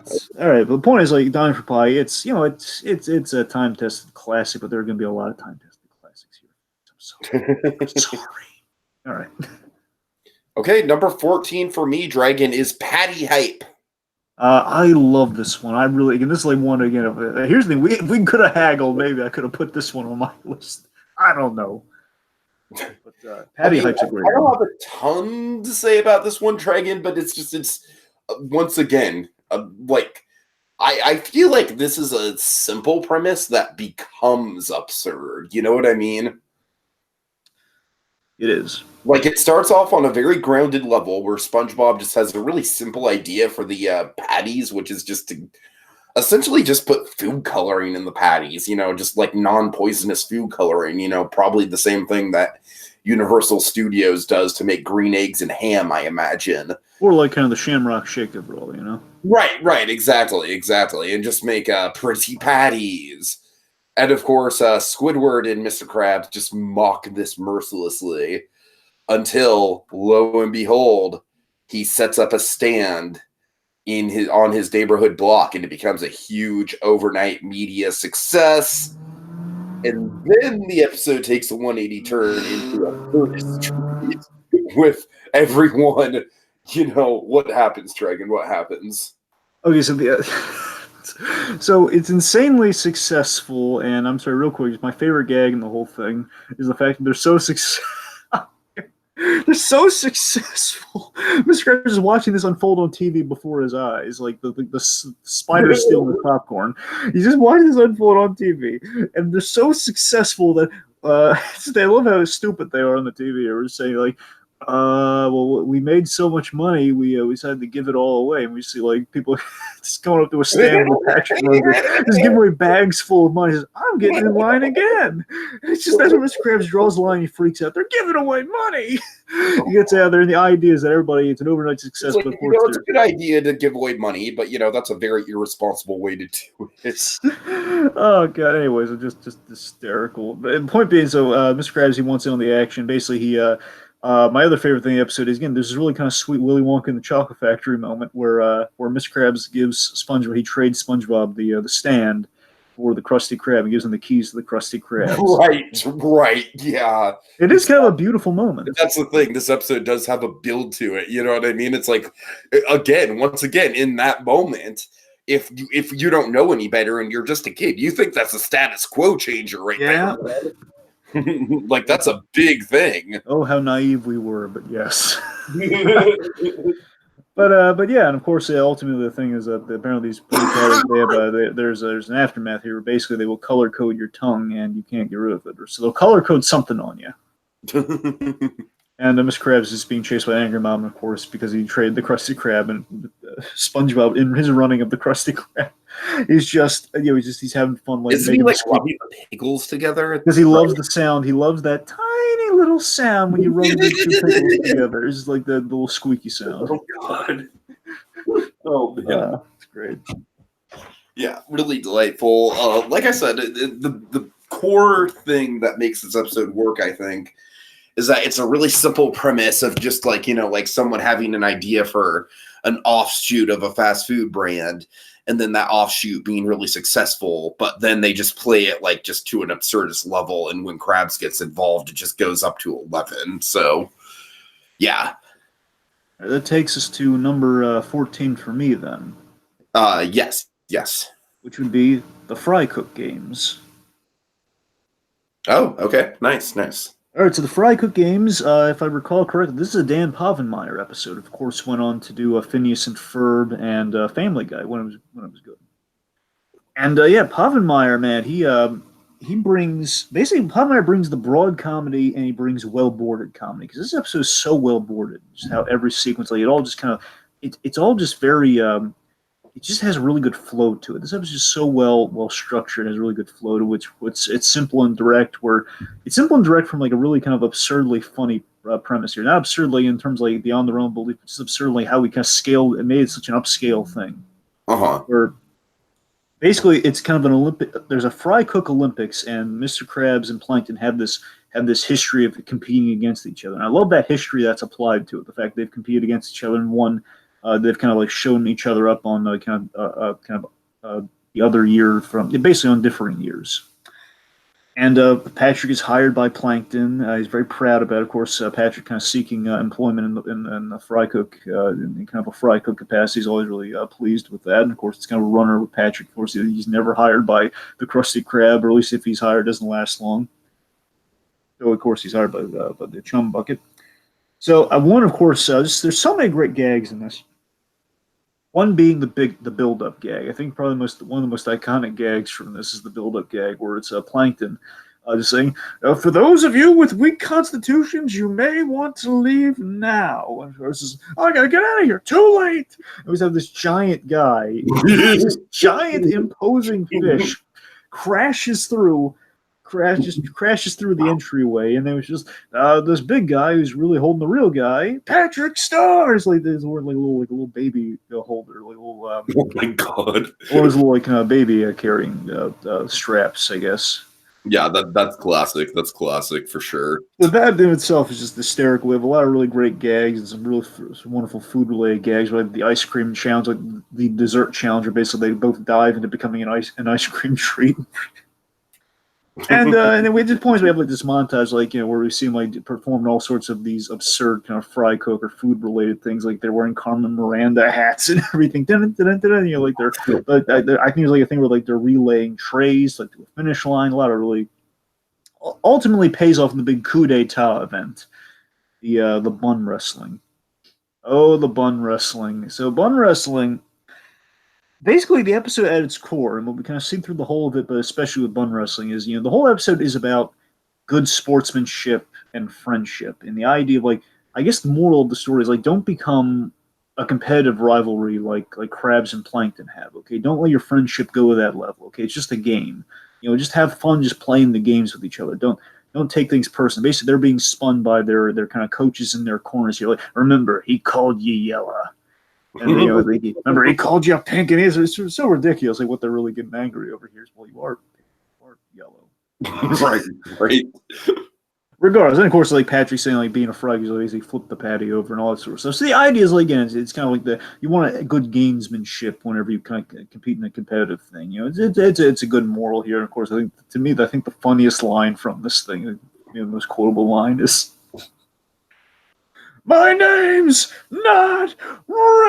Oh, yeah. That's absolutely the most iconic line for sure. Without a doubt. Patrick, he's so and again, I love that he's so proud about being employed by a restaurant. And of course, he has his name tag. Of course, his name is just now stitched onto his body, and because he rips off the shirt like this is absurd realization where you have SpongeBob and Patrick just like as these giant muscle-bound wrestlers, which just looks great. And they're really going toe-to-toe with each other. Of course, like he just erases the pat out of the name. "My name is not Rick." And of course, they have this beautiful moment like where their pants rip, and of course, like pink, yellow, you do care. It's just, again, it's so simple and direct. Like how, again, it's just.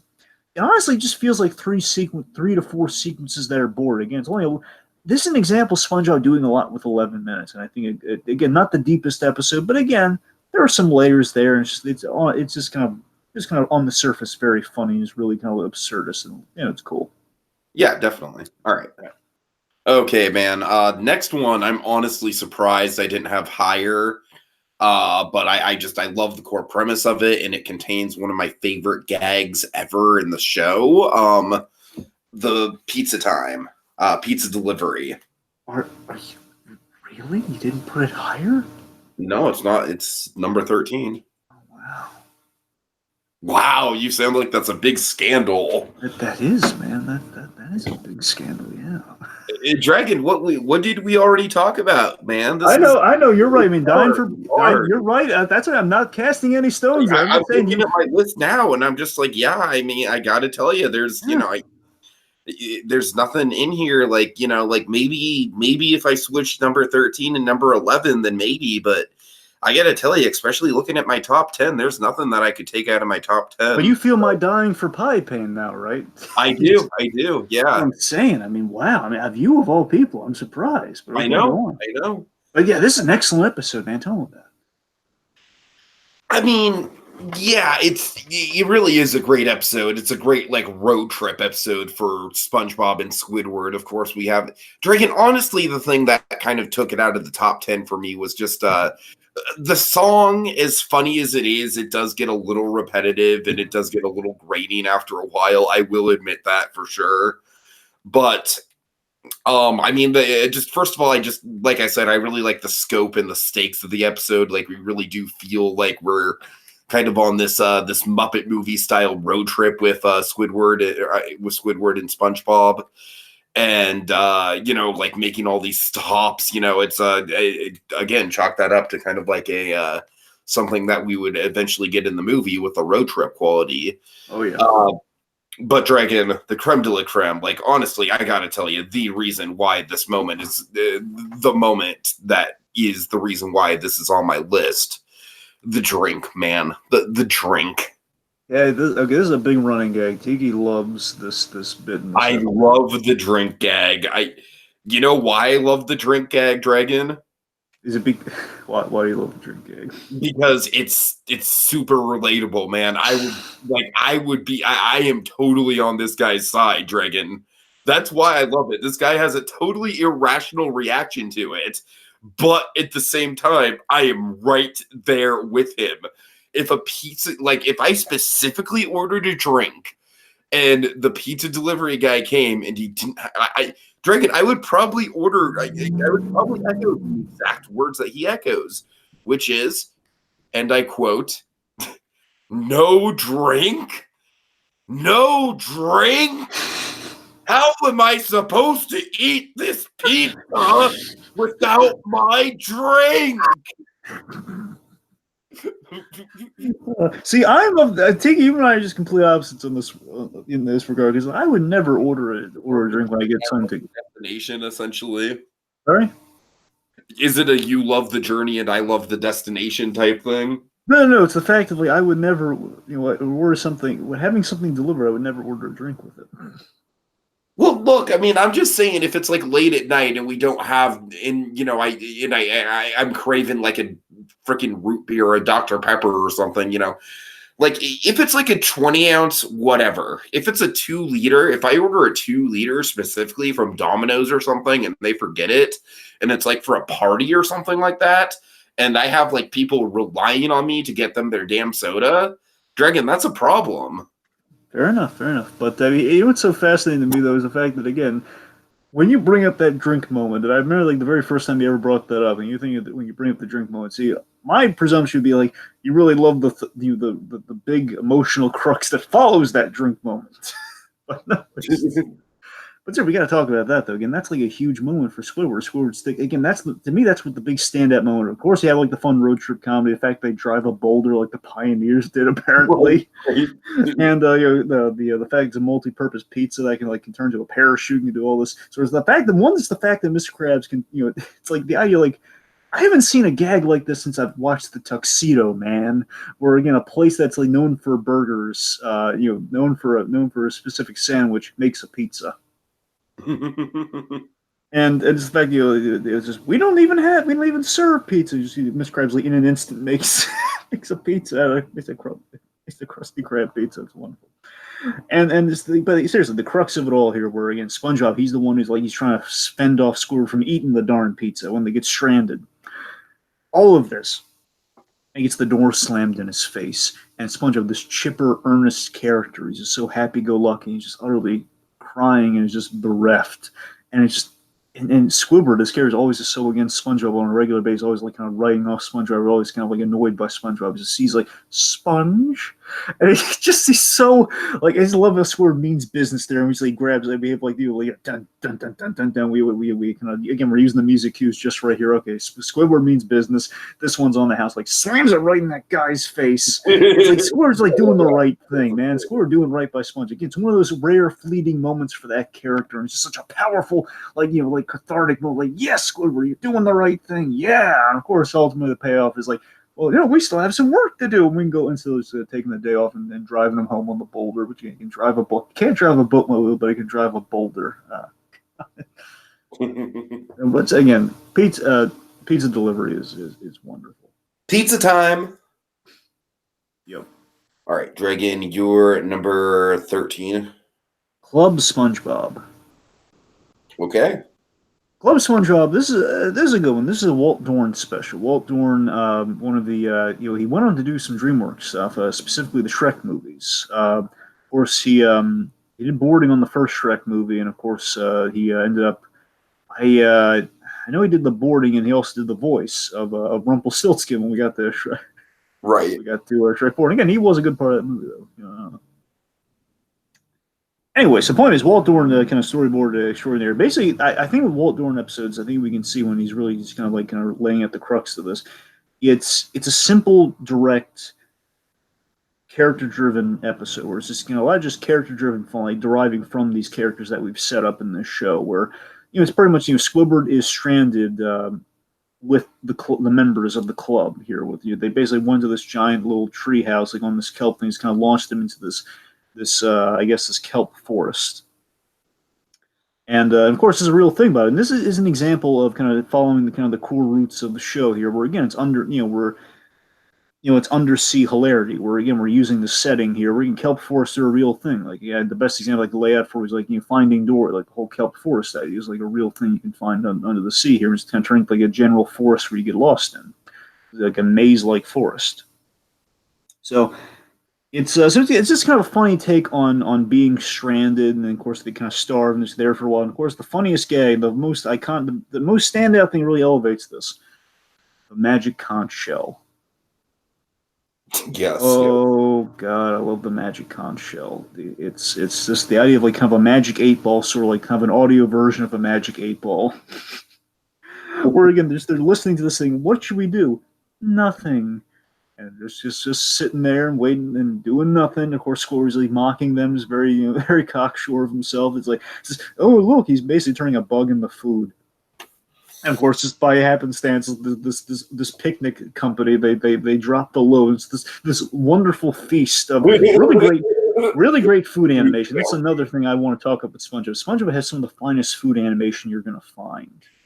Oh, I mean, just the Krabby Patties alone are great, but yeah, even beyond that. That's what I'm saying, man. I mean, basically on a regular basis, the Krabby Patties, but here, like just the food animation, because we have the smoked sausages, we have the whole shebang, like giant turkeys. It looks so basically it's a simple, direct one, just kind of funny. That magic conch shell, the fact that Squidward he wants in on the club that he just wanted so out of, and he's been stranded with these idiots. He just wants, like, can I have something to eat? No. It's just the conch just keeps shutting them down. It's just kind of funny. All right. Okie dokie. So my number 12, PU Dragon. It's Something Smells. That is a fun one. Oh man, it's a quotable one. It is for sure. Once again, I feel like I think a big core thing with like the thing that separates my my top 10 from, I don't want to say my bottom 10, you know what I mean, but the 10 that did not make the top 10, my 20 through 11, is some of them can get a little repetitive, and I don't think this is an exception to that rule. Like, a lot of it is just SpongeBob running around town, like, freaking out, thinking he's ugly, asking people if he's ugly, causing chaos. That does take up a big chunk of runtime. But this episode just does have some very priceless moments. I mean, specifically, Dragon, the thing that's always stuck out to me about this episode is honestly the very beginning of it with the construction of the sundae itself. Just Just like SpongeBob is just like so proud of this monstrosity that he creates. Like, and again, I love that you can kind of see the idiot's logic here. You can kind of see like, the idiotic logic. Well, I don't have cream, so ketchup. so it's ketchup, it's chopped onions, it's like a rotten peanut plant. Am I missing anything? Of course, he has like the with the peanut plant, he has like the soil and the for texture. Right, of course, right. That's the really what's making it stink. The peanut plant is what's really the onion. Obviously, the onions aren't helping. I'm just saying. I think that's the kind of the coup d'etat. You're literally eating dirt. I gotta say, onions mixed with ketchup is definitely not a good combo. No.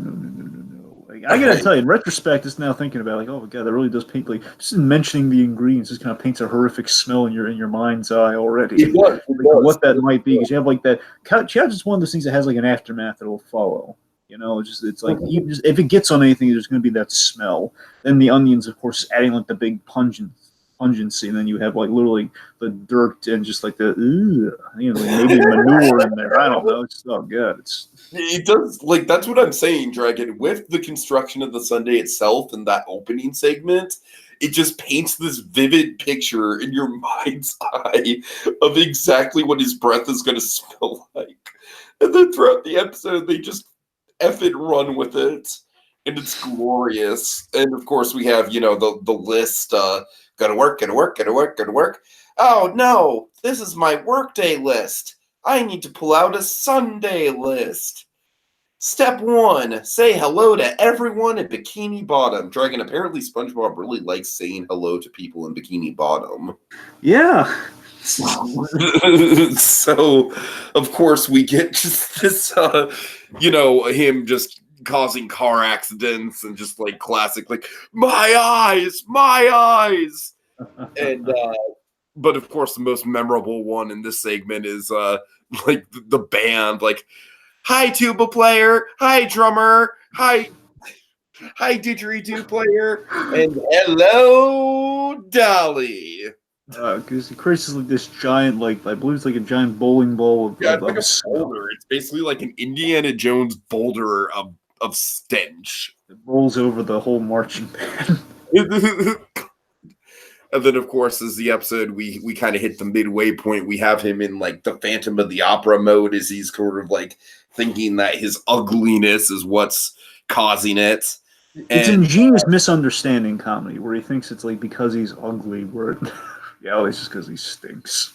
And then, of course, the creme de la creme is the movie theater where look at it. Look at it! I want all of you to look at it!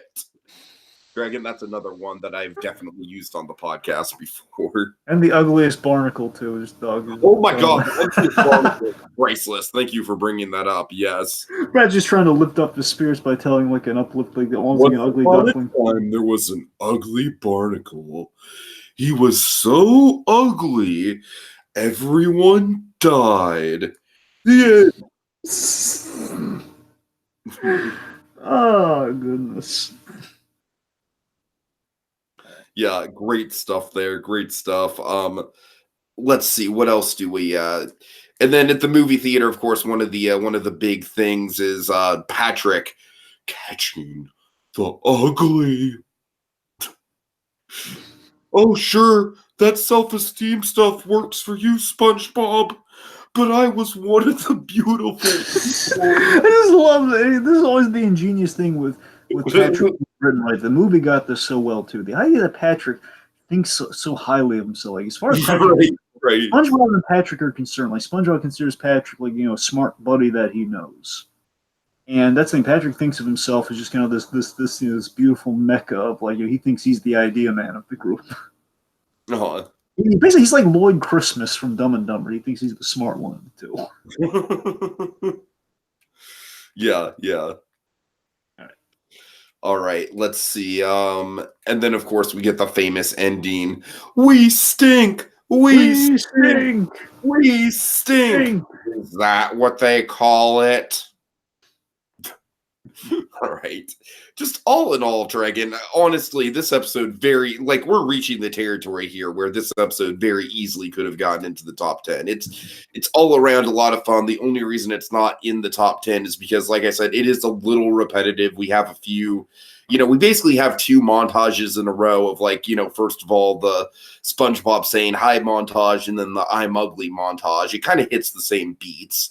But other than that, it's a very standout episode. It just takes a ridiculous premise. And what I love about it, Dragon, is that there's no real, even though it's about someone smelling really bad, there's no obvious crude humor in it. You know what I mean? Yeah. So that's another plus for it. All right. Okay, you're number 12, Dragon. Go for it. Mermaid Man and Barnacle Boy, number 3.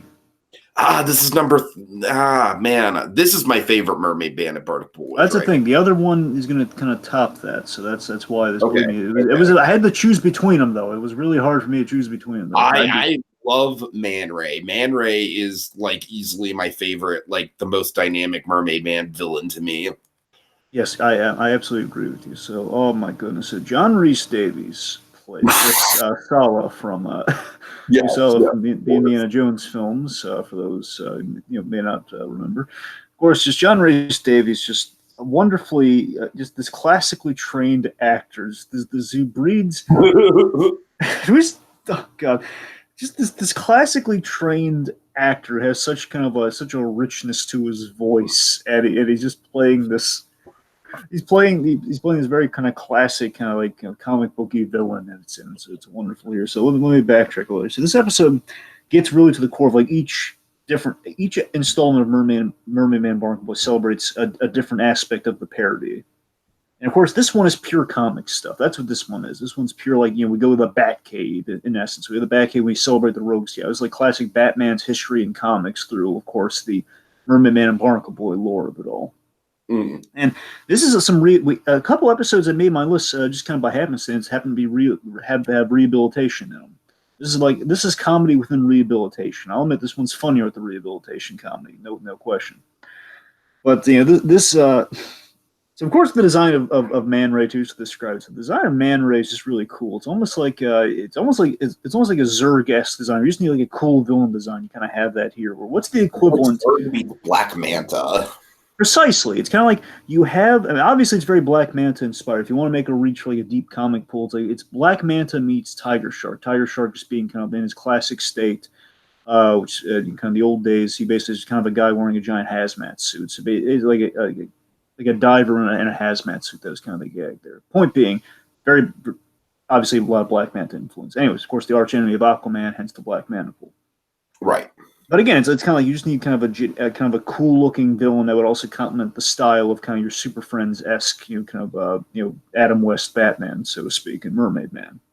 So he's very fitting there, and again, he has that regal kind of an old school pull for the voice, and he has this hysterical dynamic with. It's just he just has this hysterical dynamic with SpongeBob and Patrick with this classically trained villain performance that you're getting here. It's almost like it's almost like a Ben Kingsley level performance that we would have in the MCU applied to a villain here. It's wonderful. Of course, I think the funniest scene has got to be the wallet test, the wallet gags. I was rewatching.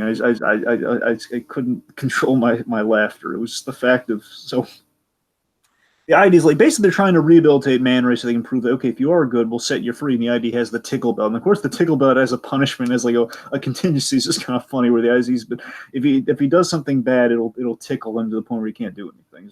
It's the tickle belt from episode 17. So the idea is they want to they test him out the wallet thing where basically Patrick drops his wallet. Drop your wallet, Patrick. And again, this is practically an Abbott Costello routine, practically. Where he picks up the wallet and says, "Are you Patrick Star?" I looked at the ID in the wallet, therefore it's your wallet. He just won't take the wallet back. Of course, he's trying to help him carry a heavy box. He keeps dropping it on his foot.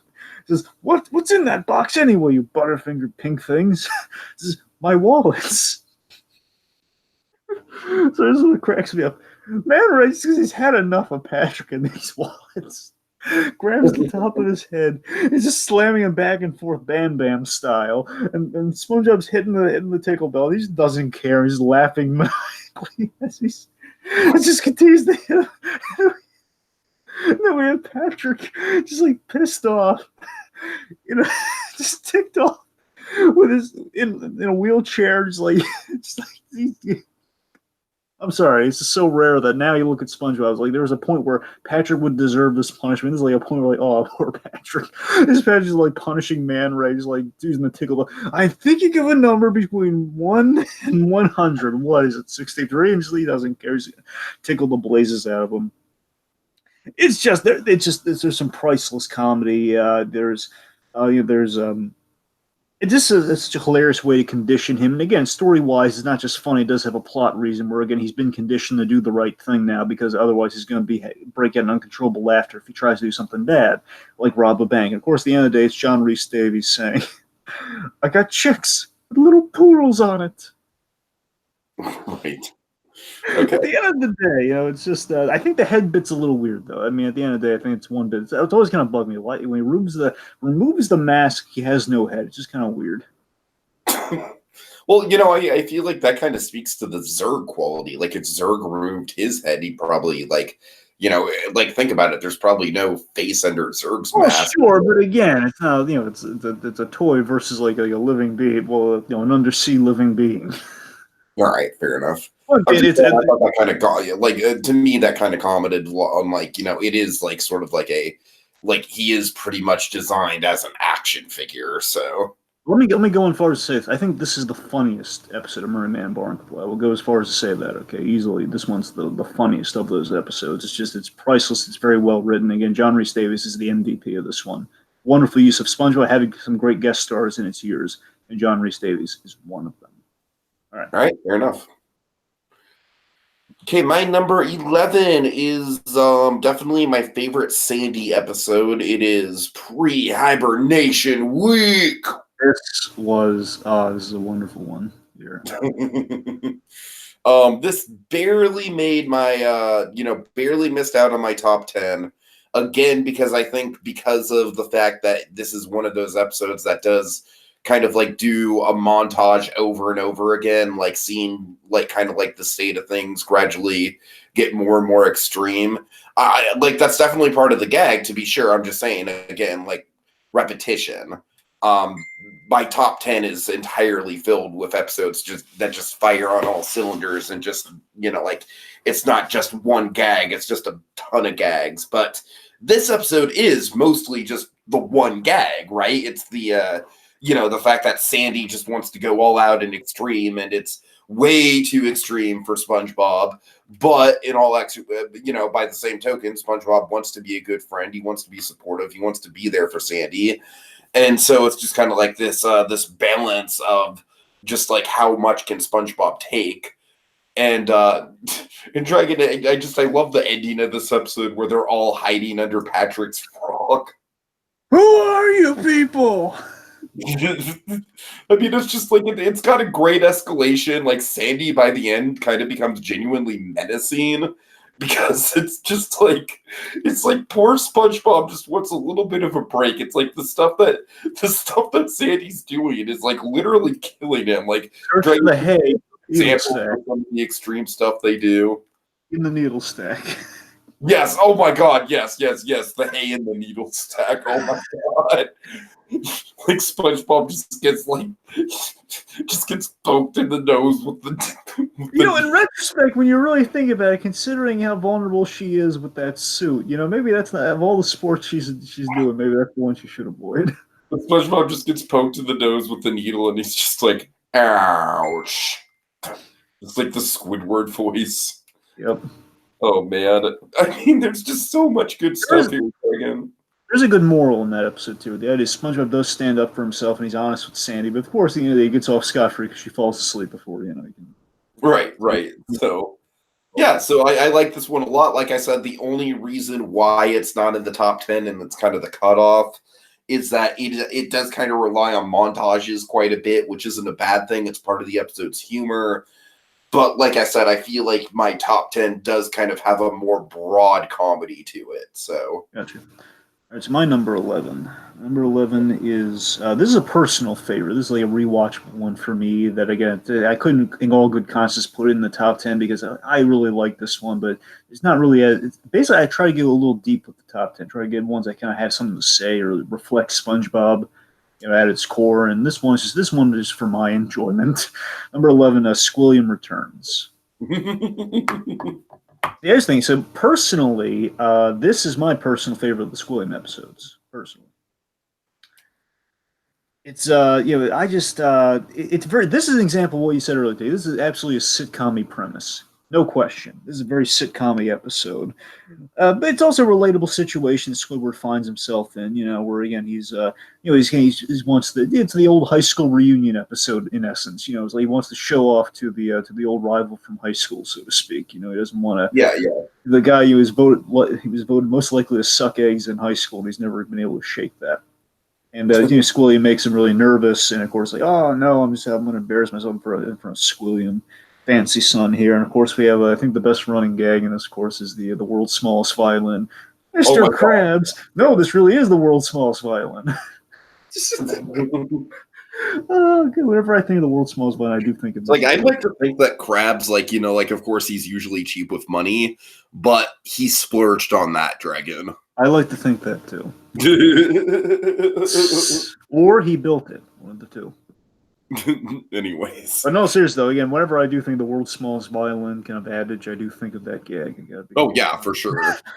So basically, so Squidward, in essence, he's basically getting run the Krusty Krab. He says he owns a 5-star restaurant, so he's turning the Krusty Krab into kind of really fine establishment here and trying to do so. It's a very last minute, last stitched effort. And of course, like within a day, how much can he do?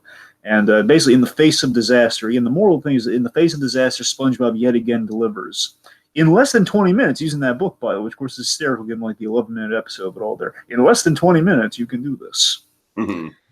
And basically, the old he learns he basically becomes the ultimate waiter after emptying his mind of everything. This is where we get into a little bit what you were talking about earlier with the dream episode.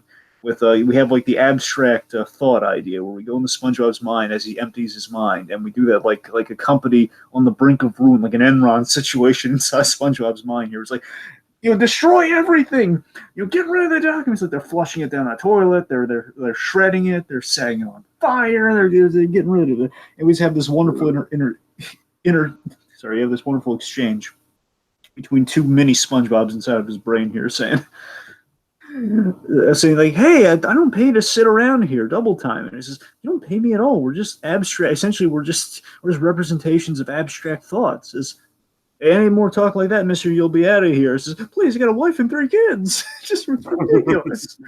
But wonderful. And then, of course, at the end of the day, I personally, I love from the majesty of it all. Like, oh, man, the Krusty Krab really looks, it looks top-notch. See, SpongeBob is kind of the ultimate where he's like lifting the whole part table for a homage. Just these firing all cylinders. And, of course, like the food animation is great. Like, my favorite bit, basically, in this little screenshot we kind of have here on it, basically bottom right corner. The whole the Krabby Newberg sort of a mahogany plank. I love how gourmet he turned the Krusty Krab. I just love it. Just for the sake of it. It is a 5-star restaurant. I feel like you enjoyed this like in kind of the same way that I enjoy squirrel jokes, because I love seeing the Krusty Krab being transformed into something it's inherently not. Yeah. It looks really nice. It all comes together. Honestly, this one's it's number 11. It's not in the top 10 because it looks nice and I like it, but it doesn't necessarily mean it's like kind of in the best category. And also, there's this one little gripe I've always had with it. I mean, funny as it does go here with the fact that SpongeBob he forgot his own name and emptying his mind. It still is kind of a hole in the episode when you realize, well, why doesn't Squidward just say his name SpongeBob? Right. Kind of a hole. All right. Okay, so my number 10 here, Dragon. And first of all, are you sure we'll have time to get through this all? How are we looking on time here? Oh, we got to commit to the 20. We got to do it. We'll be quick. All right. So my number 10 is procrastination. Dragon, this is, again, very much a sitcom premise. Just like SpongeBob has to write an essay. He can't figure out what to do. There's a lot of like fun stuff going on outside. Come on, SpongeBob. And what I love about this episode is that it really is like one of the few episodes where SpongeBob is the one getting tortured. You know what I mean? Yeah. I mean, we see that with episodes in the future, like I don't know, like the stupid fucking Splinter episode. Well, but again, don't bring that. Oh man, why'd you gotta bring that one up for? I'm saying, like, this is mental torture, and it's great mental torture. Yeah. And it's kind of like it's kind of like a mirror image of another one of my favorite episodes, which is like the best Squidward torture episode that there's ever been. We'll get to that later. But I just love how SpongeBob just like kind of slowly goes insane throughout the course of this episode, and I love the how we feel the passage of time. How like SpongeBob just keeps looking at the clock, and it just keeps getting like later and later and later. And it's like when the night first starts out, it's like, oh, it's only 6 o'clock. I've got plenty of time.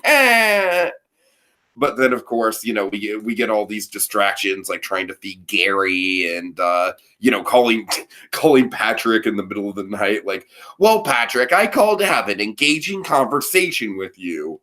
I'm listening. Just all kinds of fun stuff just throughout this episode that really makes it shine, really makes it like I said, just it really goes into high gear. It really steps into high gear when we have the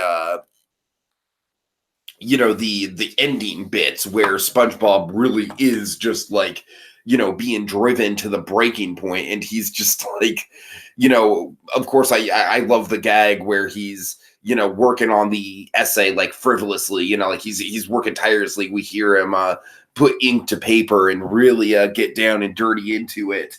And hours pass, Dragon, and what does he come up with?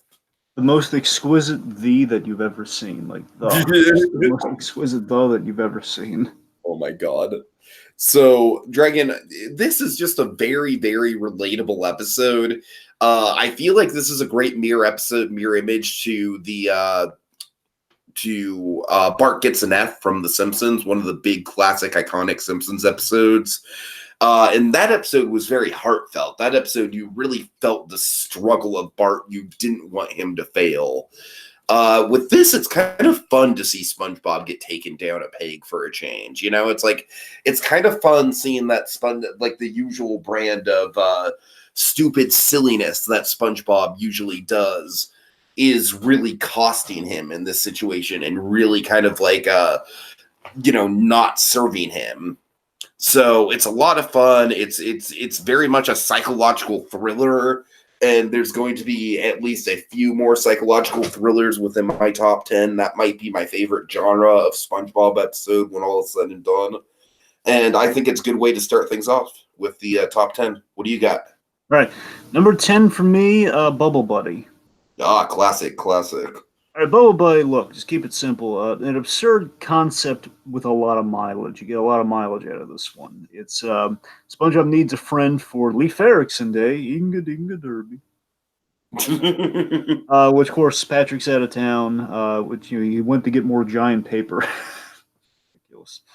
Anyway, the point being, SpongeBob makes a friend in Bubble Buddy and blows a bubble, which is just kind of bubble buddy shaped. Of course, my favorite sequence in this whole thing is the Krusty Krab sequence, where he gets one of everything, which of course Mr. Krabs eats up, and he loves, like, there's literally tattoos on his body. I heart Bubble Buddy! Just hysterical. But of course, the real testament to this episode, the reason this one's really memorable, one I would go to often, is Squidward being pushed through the service ringer. Or this is to me some of the best, like, Squidward just hating his job stuff. Like, basically, it's a really relatable. If you're in the food service industry, having to deal with the customer's right philosophy and just think of the customer as Mr. Krabs kind of frames it. Oh. It's so authentic to that, where we have we have the shampoo gag where basically when he's ordering one of everything, he gets like, may I offer you one of our finest shampoos? He says in a joking manner, eats the shampoos. He says it tastes funny. He says, Mr. Krabs, as he's like chewing up an old lady's food. Think of the customer, and of course he has to drink shampoo. And of course, all the odds and ends, like the bubble is lactose intolerant, and he doesn't like the crust on his sandwich, all that sort of stuff. And like farm raised tomatoes, carnival style. It's a lot of the point of this episode. has a lot of illogical logic for days. And I think one of the best examples of the illogical logic is the bubble money. The bubble money is just priceless. At least he left a tip. So I mean, look, this episode speaks to it speaks to how it speaks to project. The ending of the episode is an all-time classic ending. That it is. Like this episode speaks to projecting onto an inanimate object. Of course, we see it many a time. We see it in animation. We see it in real life. We basically have like an object that's obviously there's nothing to it, but we project a personality or project kind of a personhood onto it. And of course, Boba, in the grand sense of things, he didn't hurt anyone, but really inconvenienced them. With the exception of one, he did actually kill one person technically. Yes, he did. Or the surfer is, he buried him alive, and he just kind of left him there. Boba is supposed to dig him out, of course. So, with the exception of bury me up, the tide's coming in. More of a murder by omission. More of a murder by omission, but wasn't it? I think there's some legal kind of ethics on that. Point being, though, I think the grand message of the thing is that this led to some mob mentality. The bikini bottomers are just they're inconvenienced slightly by this. Like like Pearl has she shakes like the grubby surfing celebrity's hands. I'm never gonna wash this flipper again. Of course you want that flipper washed. What's wrong with you? Boy cleans her hand for it. It's again it leads to some classic mob mentality, and it's the episode has great direction, really great timing, like Bubble Buddy, and like the fact he's in the bathroom for for 45 minutes, and everybody's just waiting for him. It's the fact they wrote it's a bubble, and just the impact on the beach and everything. It's as you said, I think the ending. All drinks. Yep. The ending definitely saves it with the sentience reveal. If they didn't have that, I think the episode would have been in trouble, because then it's like everyone just kind of turns really unlikable trying to pop the bubble. Without that save, the episode would have been in trouble. So Bubble Buddy, it's a lot of fun. It's kind of an illogical joy, one could say. And I do love me some illogical logic. This episode is chock full of it. All right. Okay, my number 9 and my number 8 are both specials, Dragon, and they're on my list for very similar reasons, and nostalgia definitely has to do with it, but, there's a lot of other stuff to like about it, too. So, my number 9 is the camping episode, and the reason why this is my number 9 is just because I remember this being an event. I remember really liking it, really having it live up to my expectations of what a camping episode with SpongeBob could be. Of course, we have Squidward just being tortured the whole time through it. We have classic bits like the marshmallow toasting, the ghost stories. And Dragon, one of the big reasons why this is on my list, I know people are probably going to disagree with this. I know people are going to probably say winner take all, but I love the campfire song. I don't know. It's so catchy. It's so catchy. It is kind of catchy. I'll give you that.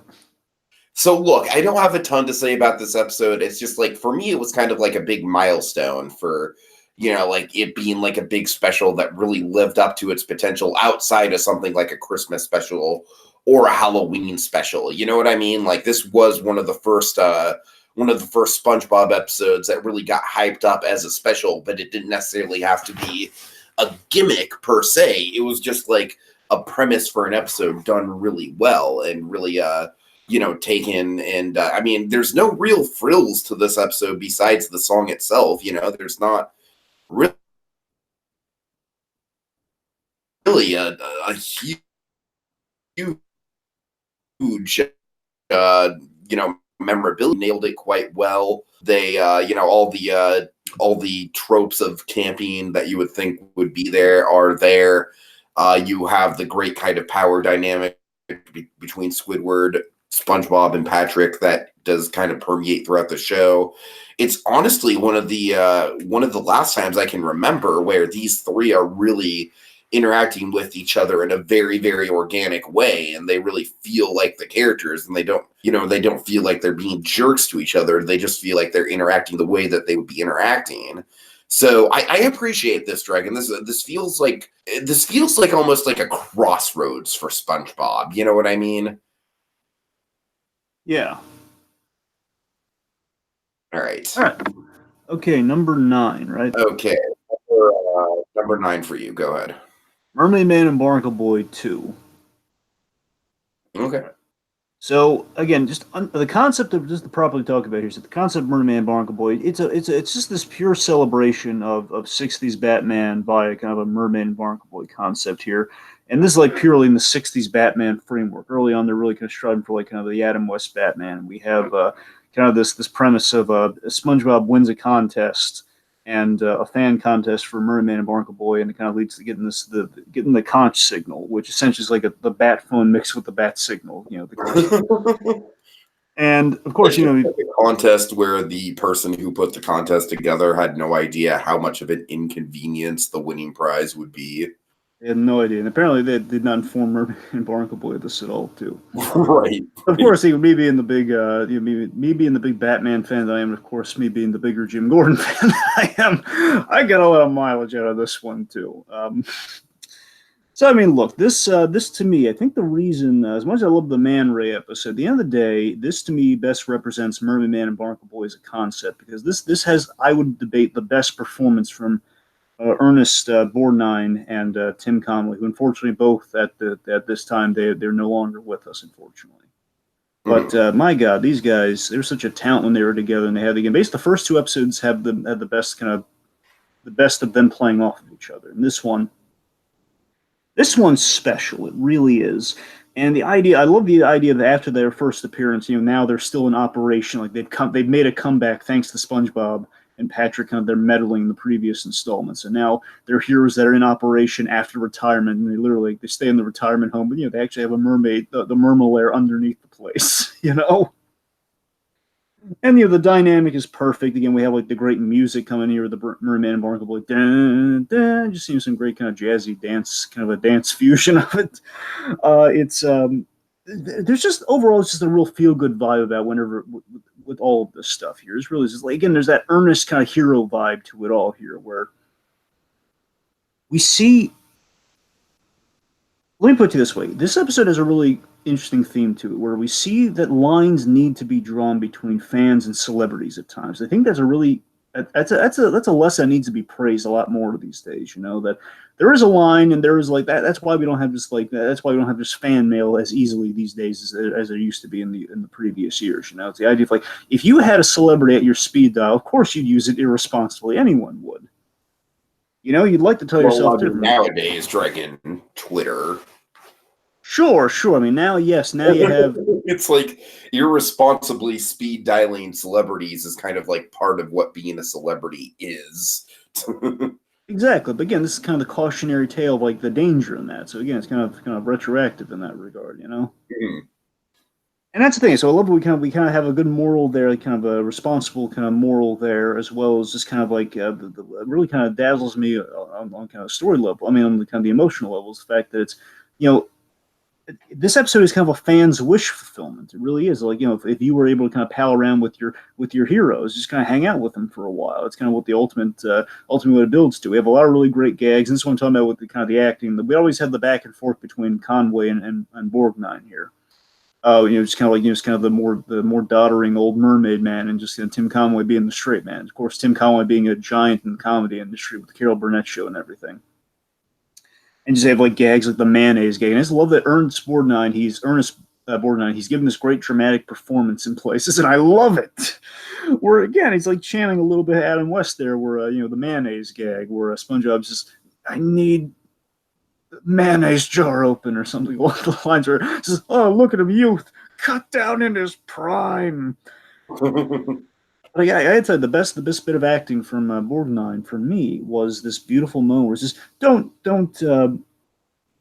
cut, basically don't harsh his optimism, Barnacle Boy. He could be the hero of tomorrow or the villain. I remember a young whippersnapper who wanted to. Oh my God, yeah. Wanted to meet a hero. That's what I'm saying to you. That's why this episode beats the Man Ray episode, for that reason, because it has that heart to it. It has that heart, it has that pathos to it, along with just this great kind of comedy, and the fact that we acknowledge in the episode, well, again, so wonderfully Mermaid acknowledges that, we don't have, emergencies don't spring up as much as they used to, so the conch shell is kind of useless, so we use, we just use it once in a while, and we'll come by, and we'll help out, and it's like, working on the plumbing, helping them get a book from the bookshelf, so it's really mundane, ridiculous stuff, and I love comedy within the mundane, especially when it relates to superheroes. Again, that's a lot of mileage for me. We have some patrol gags where SpongeBob goes on patrol with him, like the origami button in the boatmobile, which makes no sense, but it's hysterical. And ultimately, he saves him from the dirty bubble, who's played by the wonderful Charles Nelson Riley. And I love that SpongeBob's fandom asking for an autograph from the dirty bubble is what pops the bubble and kind of what saves the day. So fandom saves the day. So there's a ton of really great stuff in this episode. Again, honestly, I personally wish I could have ranked this higher, but in good conscience, I really couldn't. It was a lot. It's a personal favorite as well as a really solid episode. All right. Okay, so my number 8 is another special, a much more iconic special than the camping episode. That's right, folks. You better believe it. It's Christmas Who. Dragon, this was just an iconic Christmas special from my childhood, my friend. It really was. It was in my rotation, to be sure. But I think, Dragon, one of the reasons you wanted me to talk about it is because it was in my transitional phase of, like, this was right around the time I was, pretty sure that Santa was not real, right? This was around the time I was like about 10 years old. So I was pretty convinced at this point that he wasn't real in my life.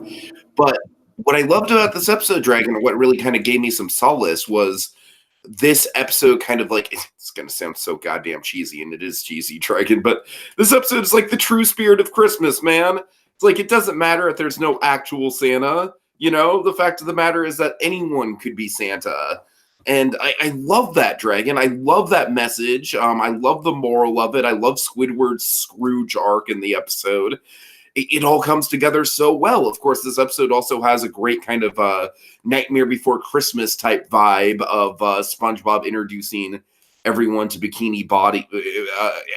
everyone in Bikini Bottom to Christmas, and no one really being familiar with it. And of course, Dragon, that goddamn song, This Christmas Feels Like the Very First Christmas to Me. Yep. Of course, Krab's doing the high pitch and running off. Oh, God, this is wonderful. I mean, so many iconic... Dragon, this is like a quintessential Nickelodeon Christmas special, man. It really is. Like, to me, it ranks right up there with the Hey Arnold Christmas special. It really does. I mean, like, if the Hey Arnold Christmas special is like the pathos of Nickelodeon Christmas specials, and this is just the pure heart and good nature of Nickelodeon Christmas specials. I mean, it really is such a heartwarming, warm-spirited episode that just really gets the job done in terms of, like, I mean, there's not a ton of really memorable belly laughs in here, but what it lacks in that, it more than makes up for in just being a very, very sweet, sentimental episode that just radiates the spirit of the holidays and almost kind of like define the spirit of the holidays for me as a preteen. So, I mean, I've got a very personal connection to this, Dragon, but I really do think it holds up as one of the very best Christmas episodes that Nickelodeon just as a whole has ever done. So I definitely think it deserves a spot in the top 10. Just real quick, my favorite part of the episode, the ending with the live action Santa Claus, and just I gotta tell you, it's just like the coolest Santa moment you could have. Really, it's like basically it's like getting the thumbs up from Poppy, but he kind of sticks around too long, and he almost like loses the thing. It's basically getting like the approval from Santa. Like, he leaves him the letter, and has like this cool entrance planned out, and says, "Oh, it's so awesome." Oh, God. I love humor like that, man. Oh, okay. All right. Go ahead. Number 8. Yeah. Number 8 for me is FUN, otherwise fun. Another episode with an iconic song. How appropriate. Yeah, so here's the thing. So I know I wanted to get a Plankton episode. Originally, I was going to put on Welcome to the Chum Bucket, which I do really... That's more of a personal favoritism thing. If that made on there, it would have been for that reason. Mainly because I love the idea that Mr. Krabs bet SpongeBob's contract in a poker game and he lost. But aside from that, of course, there's a lot of fun Plankton shenanigans. But at the end of the day, I kind of I had to look... Again, there's... Honestly, some of my favorite Plankton episodes, like one of my favorites is the algae's always greener on the algae's always green, which basically switches lives with Mr. Krabs. That's more of like an Elseworlds tale than it is an episode, you know? Right. So again, fun stuff. But again, quintessentially, one of the best Plankton episodes is fun. Fun is, of course, I got to talk. Yeah, just talk about Plankton as a character. Of course, Plankton is one of the godsends of SpongeBob. Plankton, of course, he's played by the wonderful Mr. Lawrence, otherwise known as Doug Lawrence. Story man extraordinaire. He was big on.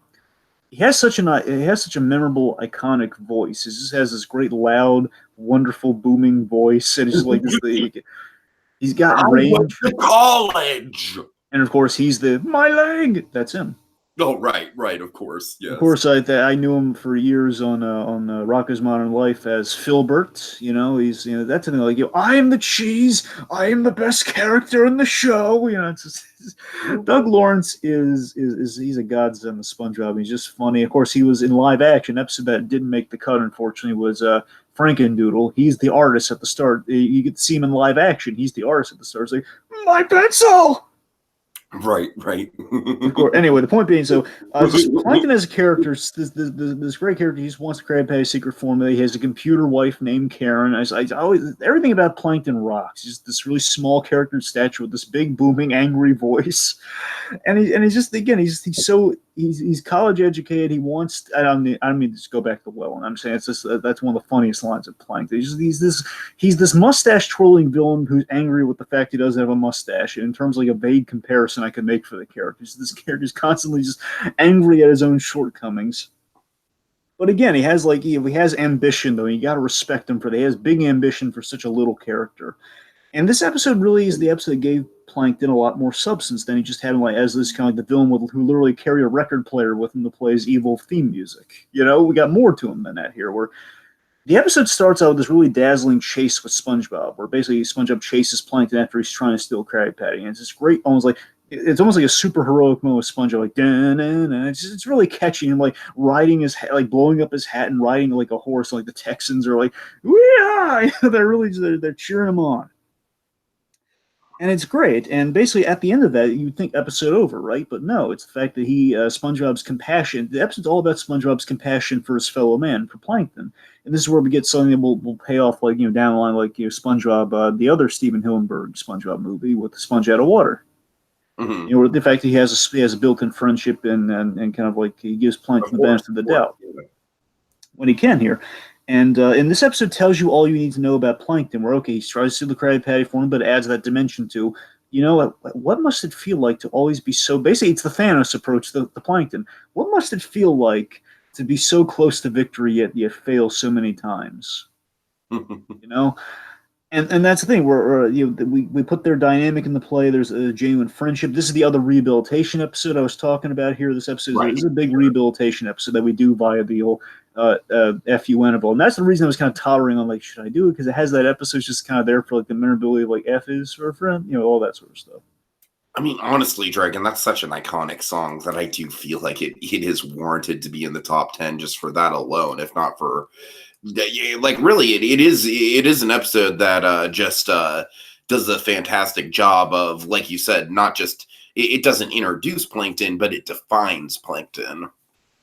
Absolutely, and of course, again, it's a solid moral about some people you can't change, not completely at the very least. Where again, he does get the Plankton, but Plankton, at the end of the day, he needs the Krabby Patty.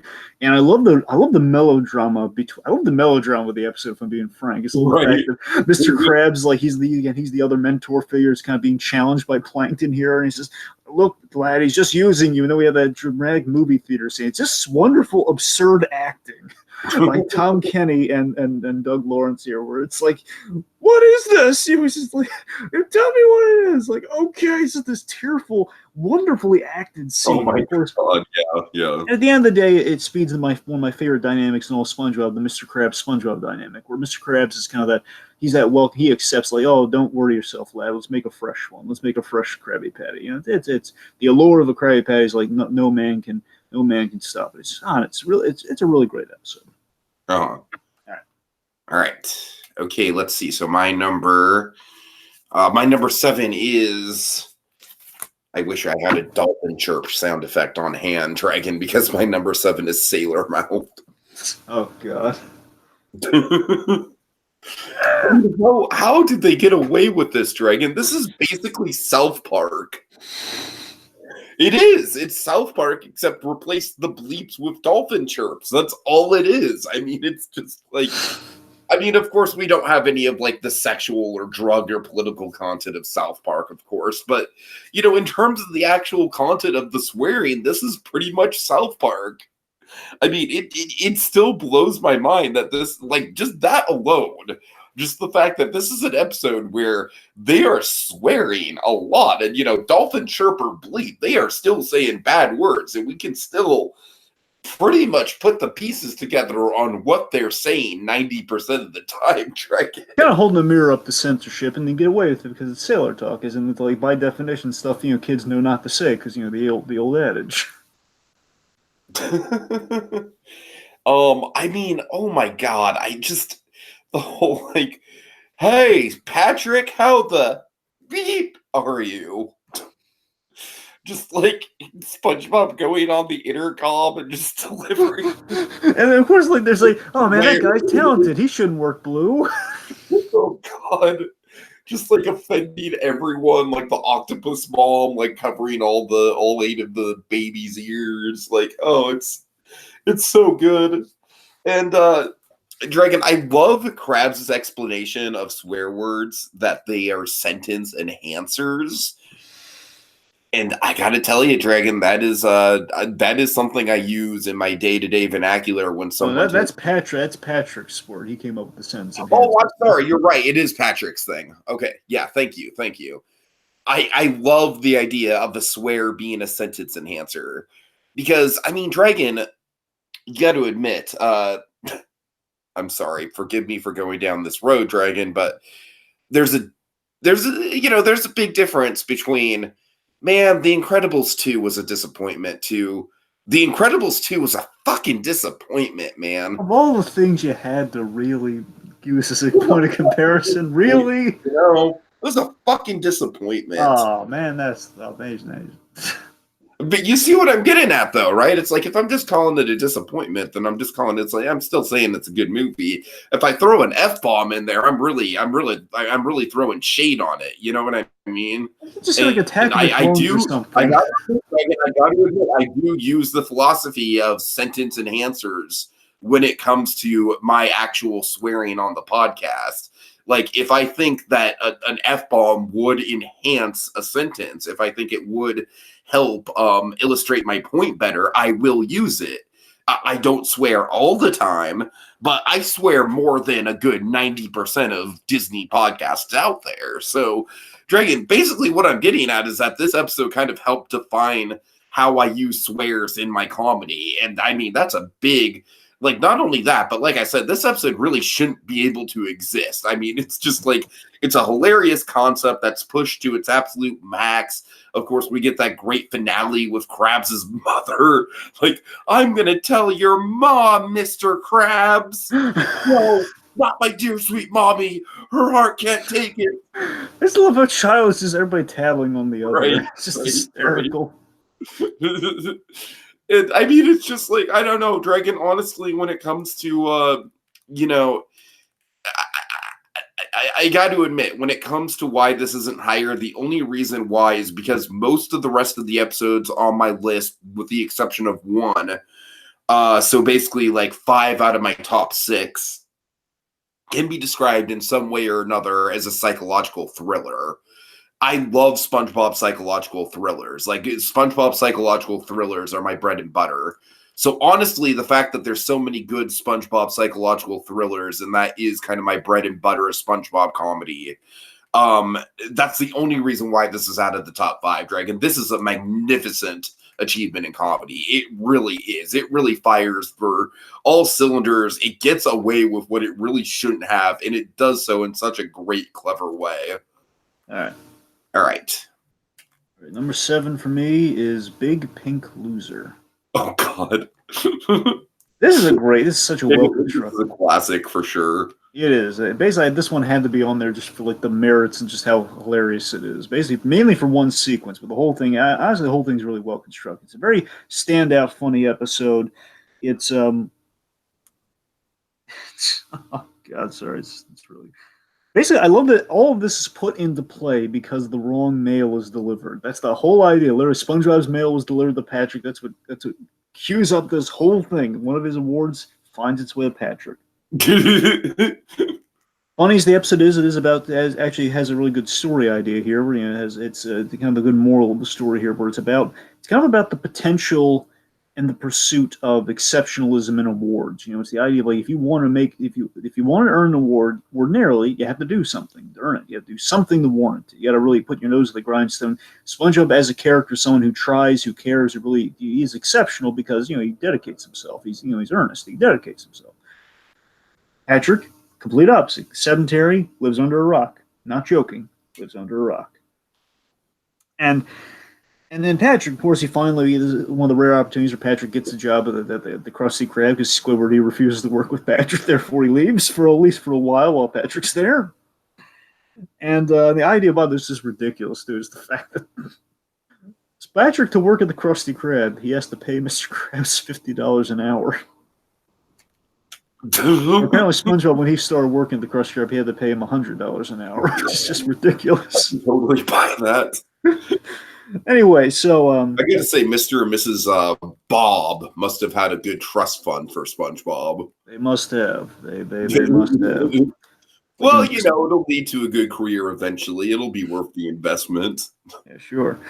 So basically, this episode paid internship, except you were paying the person to. I'm sorry. Go ahead. I'm making a point. This episode has the best Patrick idiot comedy of the series, quite possibly. It really does. This, because this has, we have two gags that stick out, like two of the iconic gags of Patrick here. We have, this is Patrick. Hello, is this the Krusty Krab? No, this is Patrick. Is this the Krusty Krab? No, this is. I'm not. No, this is Patrick. That's ridiculous. I am not a Krusty Krab. And of course, I think the coup d'etat, one of the all-time Hall of Famers of like the Patrick being the idiot comedies, the best dumb comedy with Patrick. Again, this sometimes we have Patrick being stupid to the point of it's so hard to buy in like some current day SpongeBob. This is like the best prime, oh my god, it's like Patrick Prime, the lid. Oh my god. Yes. The lid is, again, this is like a classic, this is like Abbott Costello level of comedy here, where, no, it's not to the same level of Abbott Costello, but it's like, again, it's kind of almost like a Three Stooges gag, one could say. It's just perfect. It's the fact you're basically trying to get one thing right. So basically, he keeps screwing up at work, and he's feeling real down on himself, and Sponge is trying to tell him, okay, let's just get one thing right here, okay? Just do exactly as I did. We echo that in here by the fact that he just needs to take the lid off of a pickle jar. Lid off of a jar. It's doesn't even have to twist it or anything. Just lift, lift it off. And of course, the ridiculous is okay, grab a jar. And of course, he grabs a pickle. That's a pickle, Patrick. No, grab a jar, and just goes through all these items before he lands on the jar. And this is the fact, and this is what cracks me up. This is what is hysterical and just monolithic about it right here. Is it's just is how it amps up in the scene. This really is Monday, and he's taking a lid off of a jar, and it amps up with the fact of it amps up with okay, you're warmer, colder, warmer, you're hot, just like it burns. Then this one's just trying to comment. Okay, calm down. Just tell him, okay, now just do exactly as I, just mirroring what to do here. So the idea, the smarter idea of the piece, that stems from that scene, and stems from what happens where basically Patrick is copying SpongeBob. We sometimes in life we copy a successful model, and there's a danger of that, where we kind of copy a successful model and we rob ourselves of creativity, and there's a danger in just kind of copying someone else. You end up copying their faults. You can rob yourself of the creativity. Mm-hmm. And SpongeBob, basically it ends up with kind of this wonderful visual of SpongeBob and Patrick wearing each other's costumes, basically cosplaying as the other one. It's hysterical as an image alone. And at the end of the day, there's a comforting message about, again, it's kind of an adult message we celebrate more these days, but back then, again, at its time, where you have a message of, failure is not necessarily a bad thing. Again, maybe not the best way they communicate it, but the idea of Patrick gets an award for doing nothing. Which, let's face it today, and the folks in this society today, we do award those things.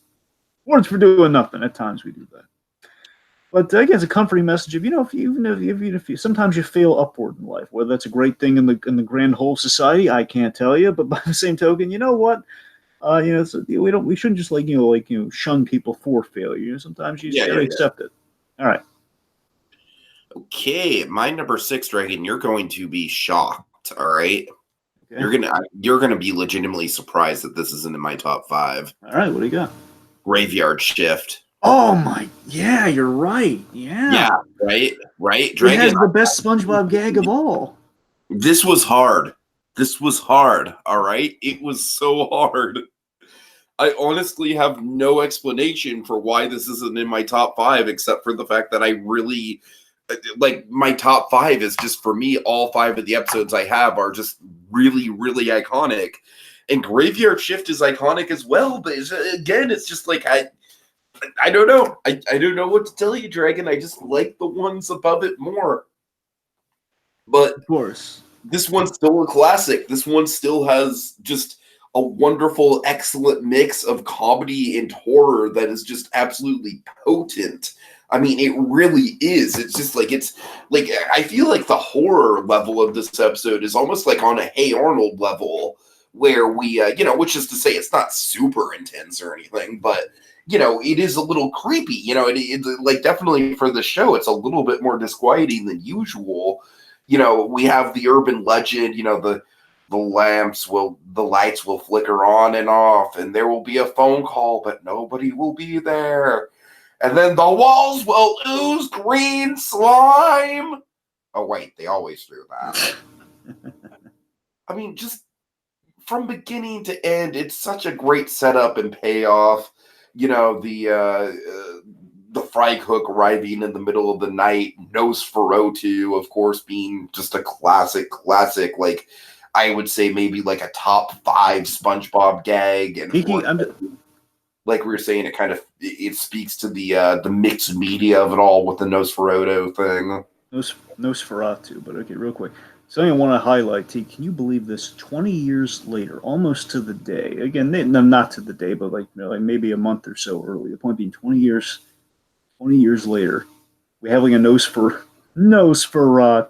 We have like one of those gags, and we now have a Nosferatu TV show. Do we really? I haven't heard. Yeah, Zachary Quinto, the Nosferatu. Oh man, he's playing Nosferatu, and the idea is Dragon, it's not going to be as good as the original movie. I know that. I'm just saying the fact that he's just mentioning him in the classic form, like we have Nosferatu's come back into popularity somehow. Oh man! But seriously, oh my god, that Nosferatu gag, Nosferatu, possibly my favorite SpongeBob gag. Just to kind of, I don't know why, it's just one. I think Nosferatu. I do think of that gag. I mean, it's got an atmosphere to it, man. It really does. Honestly, I'm gonna reason with you here. I honestly think the reason why it's not in my top 5 is because I think the other episodes are funnier. That's it. But that's not an insult to the episode at all, because this episode is genuinely creepy, and like there is a lot of funny stuff in it, but what it lacks in funniness, it makes up for in just sheer atmosphere and mood. I mean, like, the rest of my list might be mostly psychological thrillers, but this one is definitely the most intense one. So yes, and of course, the hash slinging slasher, of course, just being one of the great, as you mentioned, one of the great legends, one of the great kind of horror legends in that bill. And of course, it kind of pairs SpongeBob and Squidward together yet again, like one of those rare pairings where again they're both scared out of their gourds and like, I used your clarinet to unclog my toilet. those sorts of gags and just like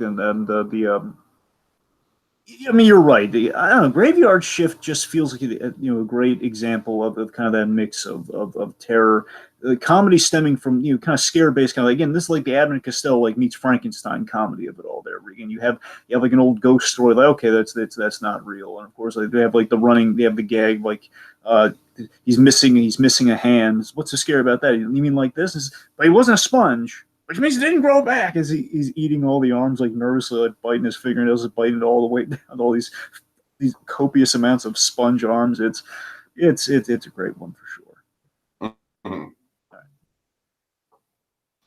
Okay, you're number 6, Dragon. Number 6 is Squidville. Oh boy. Oh, this is one of my personal favorites. Go ahead. Squidville, yeah, Squidville's another great one. Squidville. Well, we know one thing. It sure isn't that guy. I'm with you. This is one of my favorites as well. Not the favorite, but it's a favorite. Squidville, definitely one of the episodes that imprinted most on my mind in all the year and all the episodes of Sponge. The one I almost had memorized to a T. Squidville. It's probably one of the best Squidward episodes. It's one of the great Squidward episodes. It's again, it's taking kind of practically an old 50s B movie horror premise, or like a Twilight Zone premise of, okay, it's not really scary, just like more in concept. It's kind of like disquieting. So it's like, it's kind of like a light B movie horror 50s thing.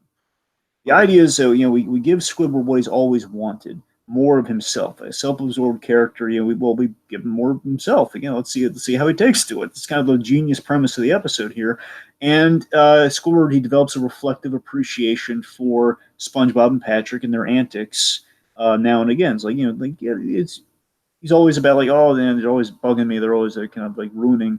Is ruining whatever I've got going on. But sometimes they spice things up. From again, a guy who could live a really routine life, and he gets a taste of what a routine life uninterrupted could be like. Of course, we have the biggest thing I love in this episode. The use of montage is exceptional in this episode. One of the most exceptional montages in all of SpongeBob is in this episode. This is where we have, we see Squidward kind of. It's almost like we're going to a retirement community of going to Tentacle Acres. This practically it's a retirement closed off community of squids, and they go biking. They go to the grocery, like a healthy grocery store in which they have I can't. This is gonna sound. They actually have it. Canned bread. Canned bread. Tiki, I know it sounds so silly, but my favorite thing in the episode is the canned bread. Oh, I'm with you. I'm totally with you. I just memorable part of it. All the food gags. It's right in the center of the montage. Tiki, I never will I be able to not remember canned bread. All the things in SpongeBob. Bread. Like the one SpongeBob memory I'm gonna have is always gonna be canned bread. I kid you not. But regardless, there's like a dance class. There's they're playing the clarinet in the park, and of course, I love in terms of how they set up and kind of play the comedy, the conveniency of the TV ad. That gag. Basically, the TV is kind of as they're basically sucking up all Squidward stuff from his house, and they basically try to spurt it back. The TV's just playing this ad for Tentacle Acres. It basically says exactly what Squidward says. I want to move so far away from you guys, I can brag about it. And so it's just, do you want to move so far away you can brag about it? Yeah. Take your brainstem and on a four-way intersection. It's wonderful. I also love the full circle reef blower payoff, where again they're playing with reef blowers at the start here, and of course Squidward at the end of the day he uses a reef blower to kind of spice up the town and everything. Of course, it leads to the ultimate payoff of, oh man, Squidward just getting acting like SpongeBob and Patrick. Oh, it sure isn't that guy. It's just sure isn't that guy. Squidville it's a clever. They're so happy and sure of themselves in that moment. Exactly. Like, there's an episode coming up that I know you're going to get to. It's going to be kind of broach maybe a darker kind of side of Squidward. But that episode and this episode are definitely kind of like the mirror image to each other. I think, Dragon. That's what I'm saying. I skewed more towards I never would have gone for the episode you're going to get to. I would always go for Squidville, no question. Because I think there's like I like this. I've always preferred the episode that I'm going to get to, but Squidville is always kind of like a good all right, it's another episode of Squid just kind of going through something, but it's a little bit more mild. Exactly, and it's a nice reflective Squidward episode, but again a little bit more in kind of a happy. It's kind of a leisurely kind of reflective Squidward episode. It's kind of a happy leisure. Okay, let's say something about Squidward versus let's say something about Squidward. Oh God, what are we gonna say about Squidward? Well, we'll get there. Okay. Also, real quick, we got some comments from Monkey here. From our. Oh, okay. Monkey says only came in just recently, so I wouldn't know. Has pizza delivery been discussed? Yes, it has, Monkey. That was my number 13. It was probably too low, but I don't know. What are you gonna do? This is a hard list to make.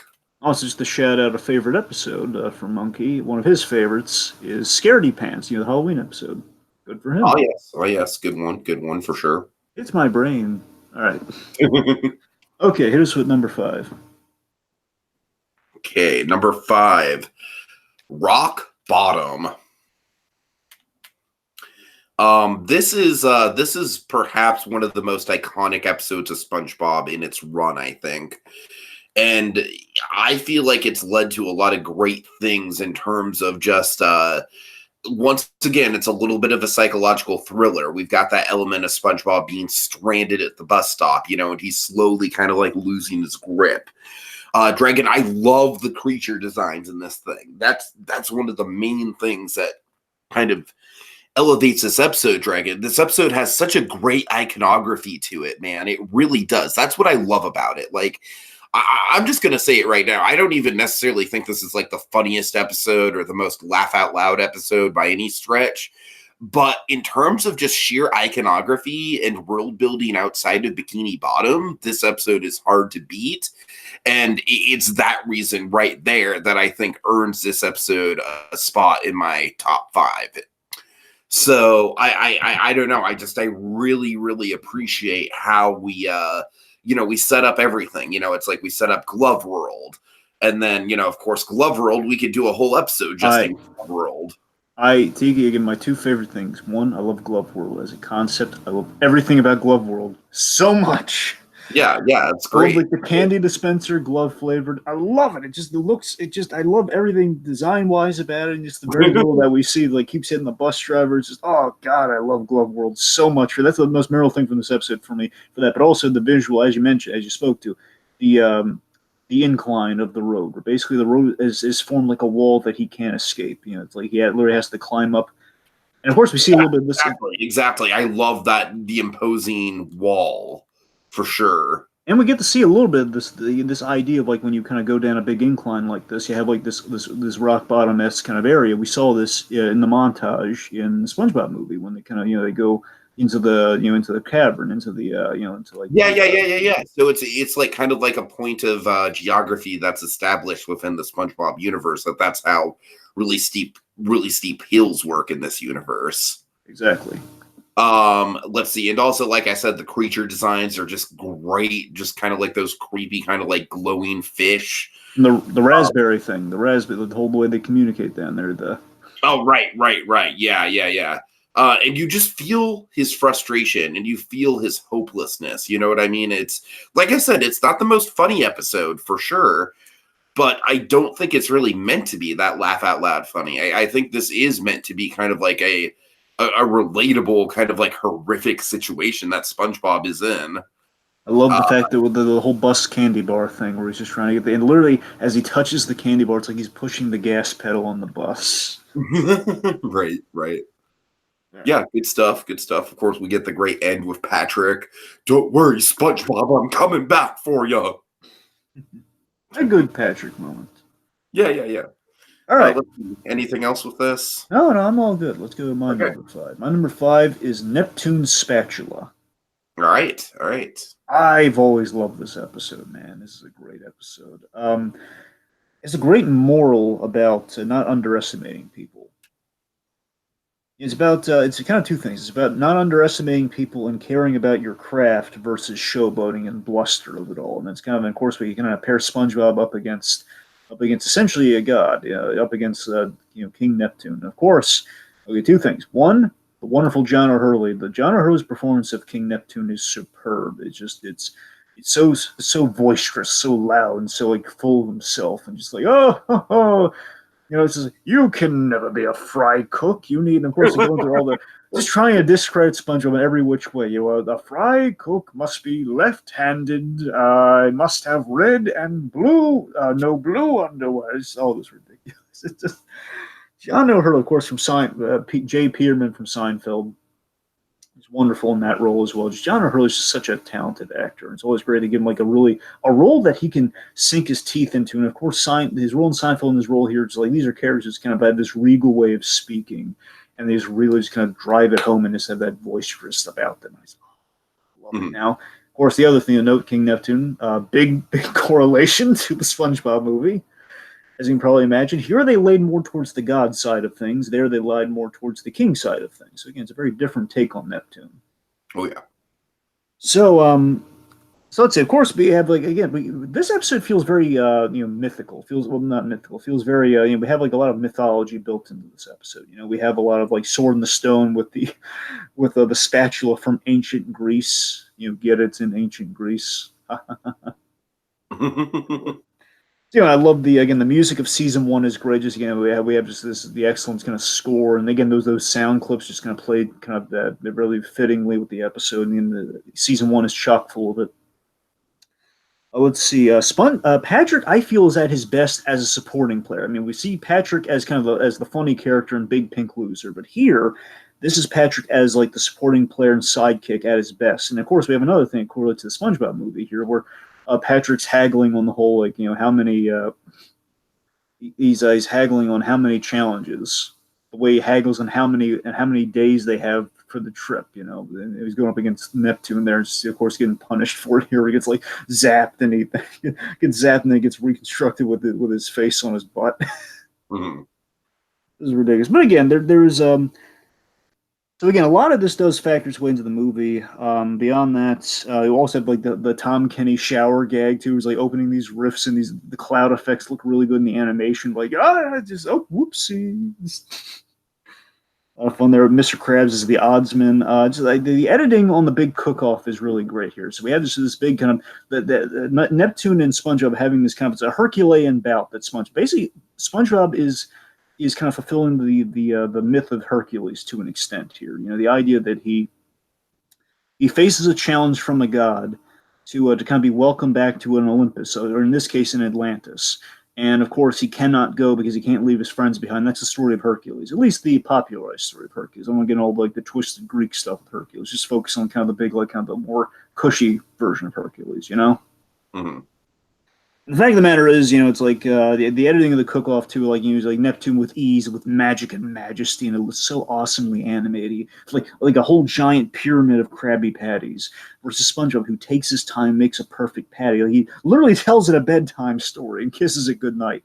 Wonderful. And and the fact that like the one nitpick I do have of the episode, we don't need the whole like, it's so good, I like to try it a second time. It just feels like it's just a little weird for the sake of weird comedy, but it's what it is. It's fine.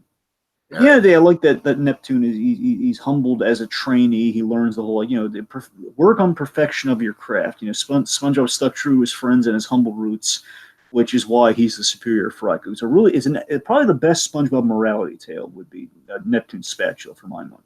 All right. Okay. All right, number 4, another psychological thriller, Dragon. Do you notice a theme here? I do.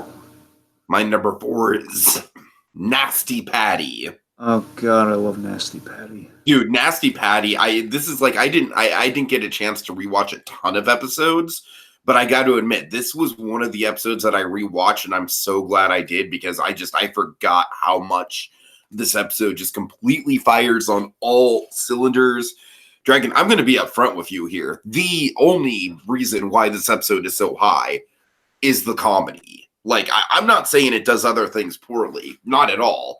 But I'm saying this episode is just so chock full with jokes and, well-timed humor and just running gags. It is just like... And it's a noir episode, too. It is, man. It's like, that's the thing. It's like, it's a psychological thriller episode of SpongeBob, but it still has, like, to me, that's kind of like the big difference. Like, I was surprised that I ranked this episode over Graveyard Shift. I was.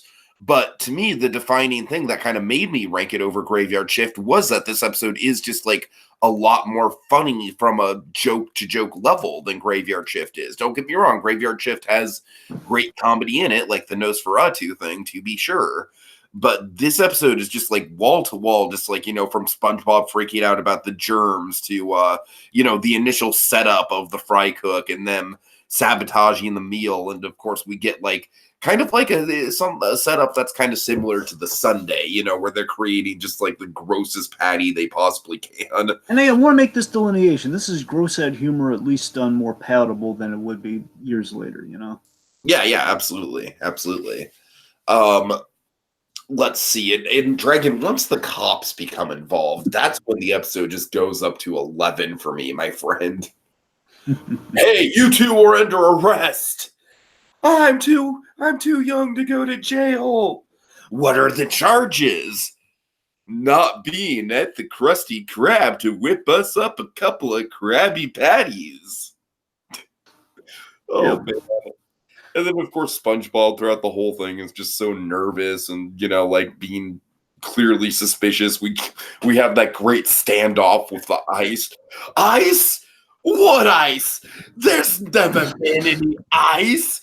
Ice is just a myth. Oh God, I'm sorry. This that's indicative of kind of a classic noir trope. There, we have like a Humphrey Bogart breakdown there. Right. And of course, SpongeBob. The image of SpongeBob coming in with the fucking body stuff to his hat. Yep. The dark deed has been fulfilled, sir. Oh man. Let's see, and then and of course, the episode just ends very conveniently with the cops being convinced of the zombie. Die, zombie! All right. Yeah, I mean, like I said, just overall, like, it's a great film noir. It's a great psychological thriller. It's definitely got some darker moments, especially all the stuff with SpongeBob interacting with the body. We see that tongue sticking out. Like, we don't know that he's not dead. I mean, we kind of know, but still, it's, still even the implication that SpongeBob thinks he's dead, even that unto itself is kind of like, we can kind of put ourselves in SpongeBob's shoes there. Yeah, it's some gutsy territory. Yeah, for sure. Dragon, I'm sorry, I'm trying to remember a gag. Because I rewatched a number of episodes. Is this the gag where we get like SpongeBob driving and what the driving would look like? Well, he doesn't drive in this episode. Do you remember that though? It's like a cutaway to like a race car just like flipping over and bursting into flames. Well, I mean, I remember him crashing in there. I don't remember the bursting in the flames part off the top of me. I'm just trying to remember this bit from like this binge that I did. Anyways, I think you're thinking. I mean, I know, I think you're thinking of a different episode. That's why I'm having trouble with it. I'm pretty sure I'm thinking of a different episode. It's fine. It's not important. Anyways. Anyway. So yeah, just overall, it's a great film noir. The cops are just honestly really delightful and great supporting characters in this one.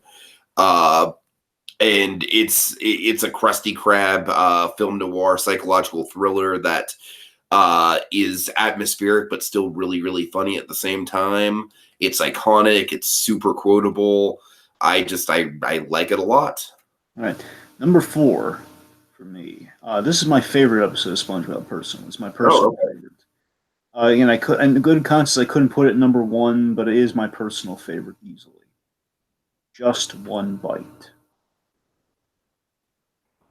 I love this is my psychological thriller, by the way. I love Just One Bite. They only have basically this is like the classic Nick psychodrama. And of course, Nick, they did like no one else. So you look at Ren and Stimpy, for example. Like psychodramas were Nickelodeon's specialty back in the day, and this is an example of one done really right here. So basically, this is Squidward facing a humbling lesson, where it's the fact that he's never had a Krabby Patty. My ice cream bar. Yep. It's good for your soul. I have no soul. That's the thing. So basically, it's a humbling lesson for Squidward, and it's also just kind of it's kind of a lesson in how sometimes I think it's.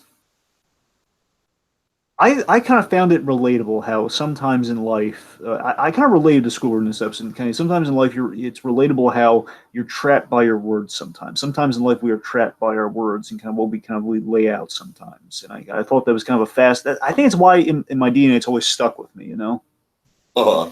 Where Squidward, again, he says he doesn't like Krabby Patties, so publicly he can't have Krabby Patties.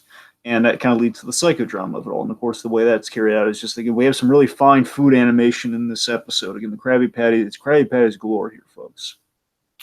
And I think one of the best sequences in the entire episode, the best psychodrama moment of the whole thing is the suspenseful psychological thriller Triple Krabby Supreme.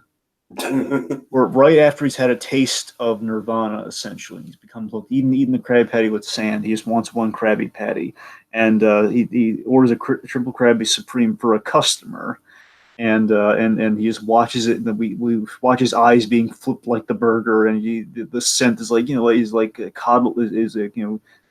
cuddling up to his nose, and it's just like don't go, and of course he burns himself trying to like take a bite at it.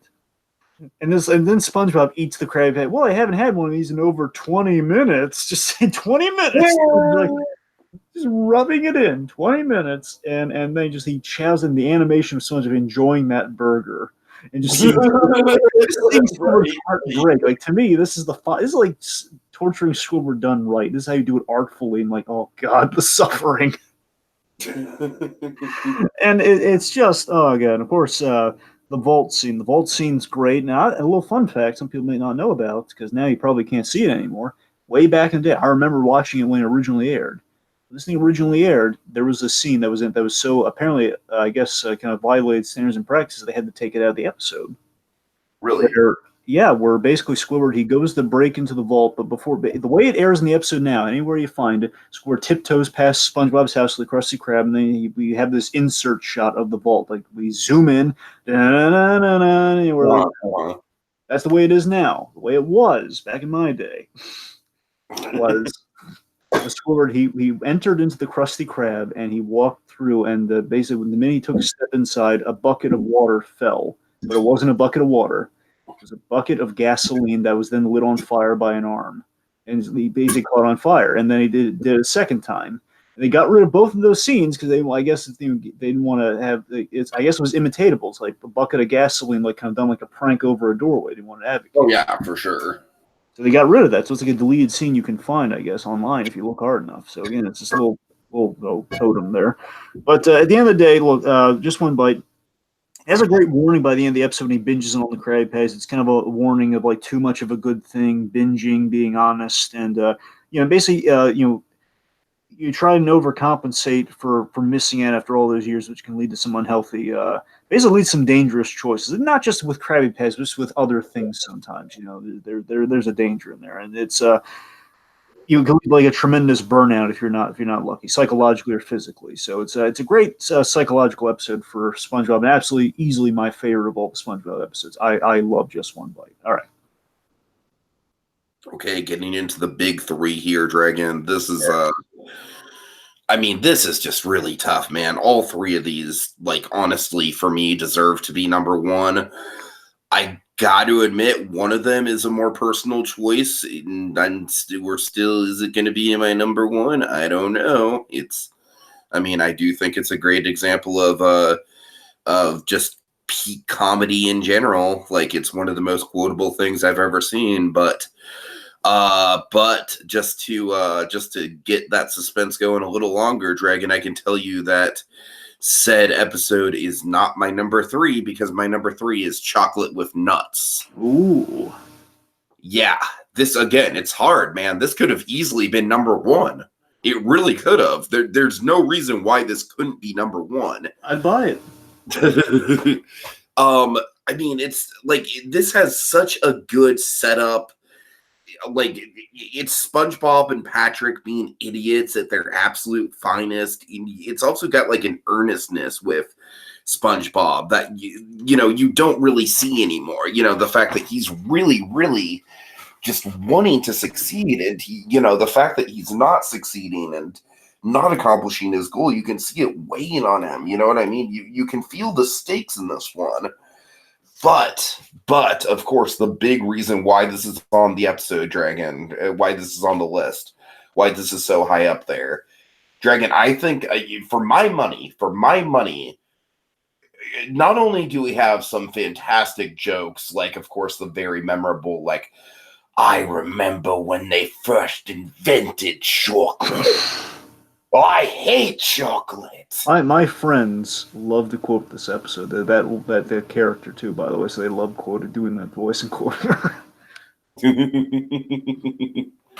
I mean, I can't really do the whole thing right now, but No, but that line you just said, I mean, that's the main line. They keep going like chocolate. I remember when they invented chocolate. right. And then, of course, the whole thing, it's like this is like a psychological thriller in its own right, like inside of like an otherwise very innocent SpongeBob episode, is the fact that like they sell this woman a lie that the chocolate will make her live forever, much to the horror of the woman's daughter. Yep, who has to now slather chocolate onto her really decrepit. Oh my god! I mean, come on, that's some Stephen King shit right there. Pretty much. Oh god, it's in this episode, of course, the salesmanship, and again, this is like Abbott and Costello type stuff here, where you have like the door-to-door salesman. And I feel like this is a great example of like it's not an elaborate premise; it's a very simple sitcom-y type premise, but it's done super well. Yeah. But Dragon, the big thing, you knew this was coming. Dragon, this has got to be the best running gag within a single episode that they've ever done on SpongeBob. Hit him with it. Chocolate! And again, that's Mr. Lawrence for you there, folks. Yeah, that's Doug Lawrence. Yeah. That's Doug Lawrence at his finest. We get that like 2 or 3 times throughout the episode. This maniacal man is just following them around, yelling chocolate. They're fleeing from him. Finally, when all hope seems lost, he corners them once and for all. I've been following you around all day, and now that I have you right where I want you, I'd like to buy all your chocolates. This feels like it's such a Ren and Stimpy psychological thriller ending, you know, where you think like Ren's gonna snap, and he says, "No." Just god, it's such a great payoff to that running gag, Dragon, because we don't know what's going to happen with that running gag, and like I said, it's brought up a few times, so we know they're doing something with it. But the fact that the running gag is like not only like the ultimate Deus Ex Machina to get us out of to get them to accomplish their goal, but it's also just like the most one of the most pleasant exchanges that I've seen, like just that switch, just the whole like, now that I have you right where I want you, I'd like to buy all your chocolate. Just that switch is just so priceless, Dragon. I mean, it's like, I don't like the idea of putting episodes on this list for individual gags alone, but I gotta tell you, there's something core to this fundamental of what SpongeBob is for me in the comedy, where that chocolate gag, man, it really is like, I mean, to me, it's like it's even better than the drink gag with the pizza, because like it's not as relatable as the pizza thing, but I just think it's even more of just like a setup and payoff that's just done incredibly well. And honestly, Dragon, if it was just that, then I feel like this episode would have landed somewhere in the pizza delivery spot, somewhere in like the 13-14 range. But the fact of the matter is, this episode is just, it does fire on all cylinders. It's not just that scene. We illustrated a whole host of great set pieces, and the fact that it is a really simple, like Abbott and Costello type setup for SpongeBob and Patrick, and they bounce off of each other beautifully well. I mean, man, it's a really, really, really just guttural punch of comedy, and I dig it, man. And like I said, top 3, it's so hard at this point, man, because like I said, there's really no reason it could be number 1. It really could be. I mean, it checks off all the marks to be pretty much a perfect SpongeBob episode. All right. Number 3. I have an iconic one for number 3 here. Some people might be shocked it is not number 1, because it's number 1 on many lists. It is Band Geeks. Okay. Yeah, Band Geeks, Dragon, I hate to say Band Geeks. Sorry. I hate to be... Sorry. Can I talk for a second? Yeah, go on. Hello? Okay, sorry. Yeah, go on. I think this one's a little overrated because of the song. I think people freak out about this one. Okay, well, clearly, Dragon, just go on. Clearly, there's a little bit of a delay. I'll go out and come back in. Okay, to put it simply, Band Geeks, I would posit objectively, could be the best made episode of SpongeBob. It could be the best made episode. I would argue it's not the best, but it's definitely the best constructed. I have big nostalgia for this one. I have they used to do this thing way back in the day. They released they had this thing called Video Now. Video Now was this basically it's almost like I'm sorry, it's just I feel so old here. So basically, had this little handheld thing where you could watch a video on way before we can just like stream it. Now, so you had like a little tiny, not even a DVD, you had a little tiny disc that you would put into his player, either a disc or a cartridge. You put into the player, and you could watch an episode of a few Nicktoons. They kind of give you a few discs, a few Nicktoons. You could watch them. Of course, the landmark one they would do for SpongeBob was Band Geeks. I got a lot of nostalgia for this one because this one was all over the place. Just the fact they would market this one on Video Now of all the episodes you could watch on TV, and you just watch it on the go anywhere you go. Is to watch a few episodes, of course, would be Band Geeks. This episode is an example of let's rally to help Squidward. It's like one of those episodes. Let's rally to help Squidward out. And again, this is the big introduction to Squilliam Fancy Son.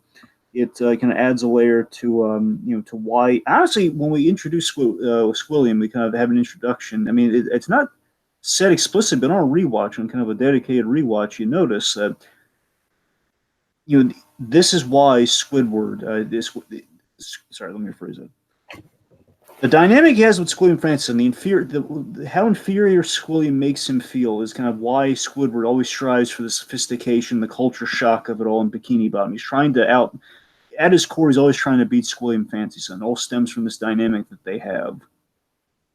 Like he had they knew each other from band class in high school, and it's always something that he bested him at in high school. It's that being the idea, and it's kind of interesting looking at it that way. And it's an underdog story. I think SpongeBob works at its best when it's an underdog story. So in that regards, I can kind of see why some people might put this as their favorite, as like kind of the best episode. Because I've seen this at the top of so many all time lists for SpongeBob. Tiki, I was getting that. Do you remember Video Now at all, where they gave like this little handheld thing where you put like a disc in the disc in and watch some Nicktoons? Do you remember that at all? I watched a video about that recently, but the thing I remember was watching Nickelodeon shows on my Game Boy Advance. Dragon, do you remember that? I remember that too. That's what I'm saying. Video. There was that, and then there was Video Now, and I had like the Video Now for this episode, so I have a deep nostalgia for Band Geeks based on that as well. That is what I was getting at while you were going here. But let's see. So we have basically, we have a lot of fun band, kind of instrument gags, like the harmonica gag, and like Patrick getting into a fight with Sandy, and he ends up like wearing the trombone. It's really funny. Let's see. So, of course, yet again, and again, basically, this episode has similarities to the Squilliam Returns episode, and again, it's kind of a similar idea. Only I think Band Geeks has a little bit more of an artful kind of execution on it. That's the main difference. That's why Band Geeks is where it's at, and why Squilliam Returns doesn't quite cut the mustard. Personal preference, let me put it this way. In terms of a Squilliam episode, I prefer the returns, but this episode just turns like kind of the bells and whistles and the community coming together to help one of their own. You kind of have that vibe going forward here versus that one where SpongeBob comes through for Squid at the end of the day in his time of need, which leads to a happy ending where we don't have it being undone with Squilliam Returns like we did in the other one. Right. And of course, they're all fighting. They're all at each other's throats until class is over. And of course, it's like, oh yeah, like Mr. Krabs like big meaty claws, and he's trying to kill that guy. And of course, the end thinks he's like putting his arm around his shoulder, like yeah, let's go somewhere. As like class is over, and this it all dispels. Like, there's a lot of great comedic bits in all this. And of course, the big talk-worthy point I think you want to jump in with is the Bubble Bowl. Yeah, Dragon, honestly, I get the appeal of this episode. It's never been one that's like a top 10 for me, and I think the song maybe makes people overhype it just a little bit. I'm sorry, folks, that's just me being contrarian Tiki here. I personally wouldn't put this in a top 10 list. I mean, don't get me wrong, there are good gags in it, like the big meaty claws thing and stuff of that nature, but I don't know, to me it's just like to me, it's just pretty much a traditional underdog story, but it's almost played a little bit too safe to that structure. But I mean, that's just me, man. It's like this has always been one where, where when it's come on, I've just been like, all right, well, that song's good and the episode's funny, but I don't know, I'm not in love with it, Dragon. I'm really not. I see why people like it. I really do. I see why people think it's the best episode ever, and by all means, I'm not trying to take that away from them. I know a lot of people think that. But for me personally, I just think it's not outlandish enough for me. It's like as you'll see with my top two episodes, like my number 3 episode was very traditional, but my top 2 are going to be very, very outlandish and very creative episodes. And so I don't know. That's kind of where I stand on it. So All right, fair enough. Okay. all right. Oh boy. So Dragon, you know which 2 are left on the board, right? I know one that's left on the board, and I'm kind of blanking on what the other one is. But Okay. Well, Dragon, I'm going to put you out of your misery right now. My number 1 is not the one that you're thinking of, because my number 2 is, in fact, Squid's Day Off. wow. Here's the dealio, Dragon. If this was a favorites list, this would very clearly be my number 1. And if we're ranking in terms of best, number 2 ain't half bad either.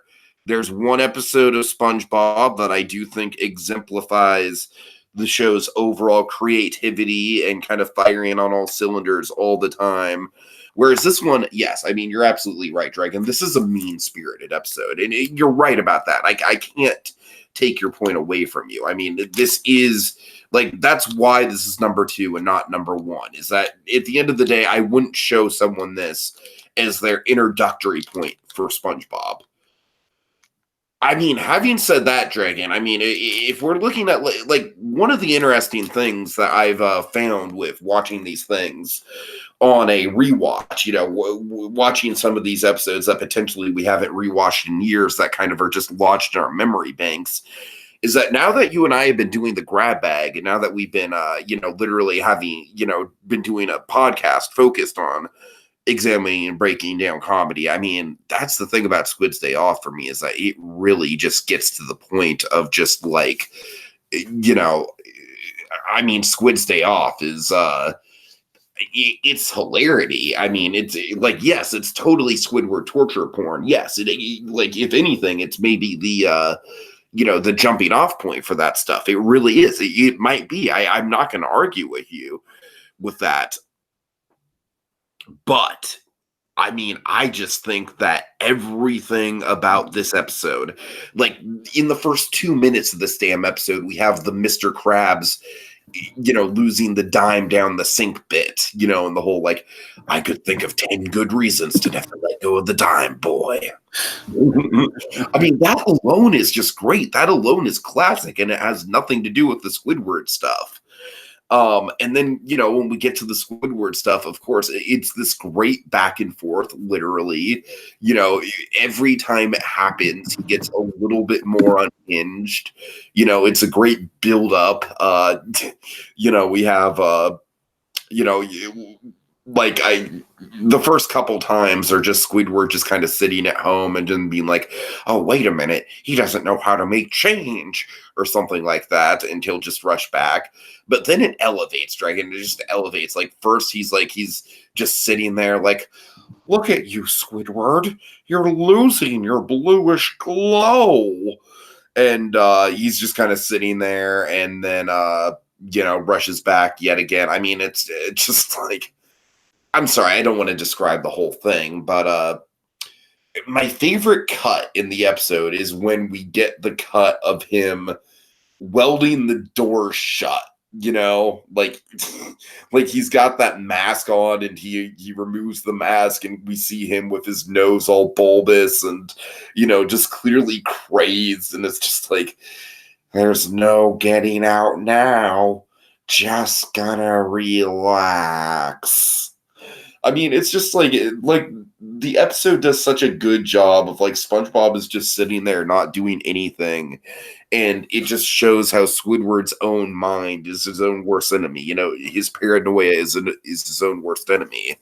That's why I think Squid's Day Off is definitively probably the best psychological thriller that SpongeBob has ever done in my mind, in my eyes. And then, of course, Dragon, I think Squid's Day Off probably has the best ending that we've ever had to a SpongeBob episode ever. I mean, I really do. I just think it's a perfect payoff.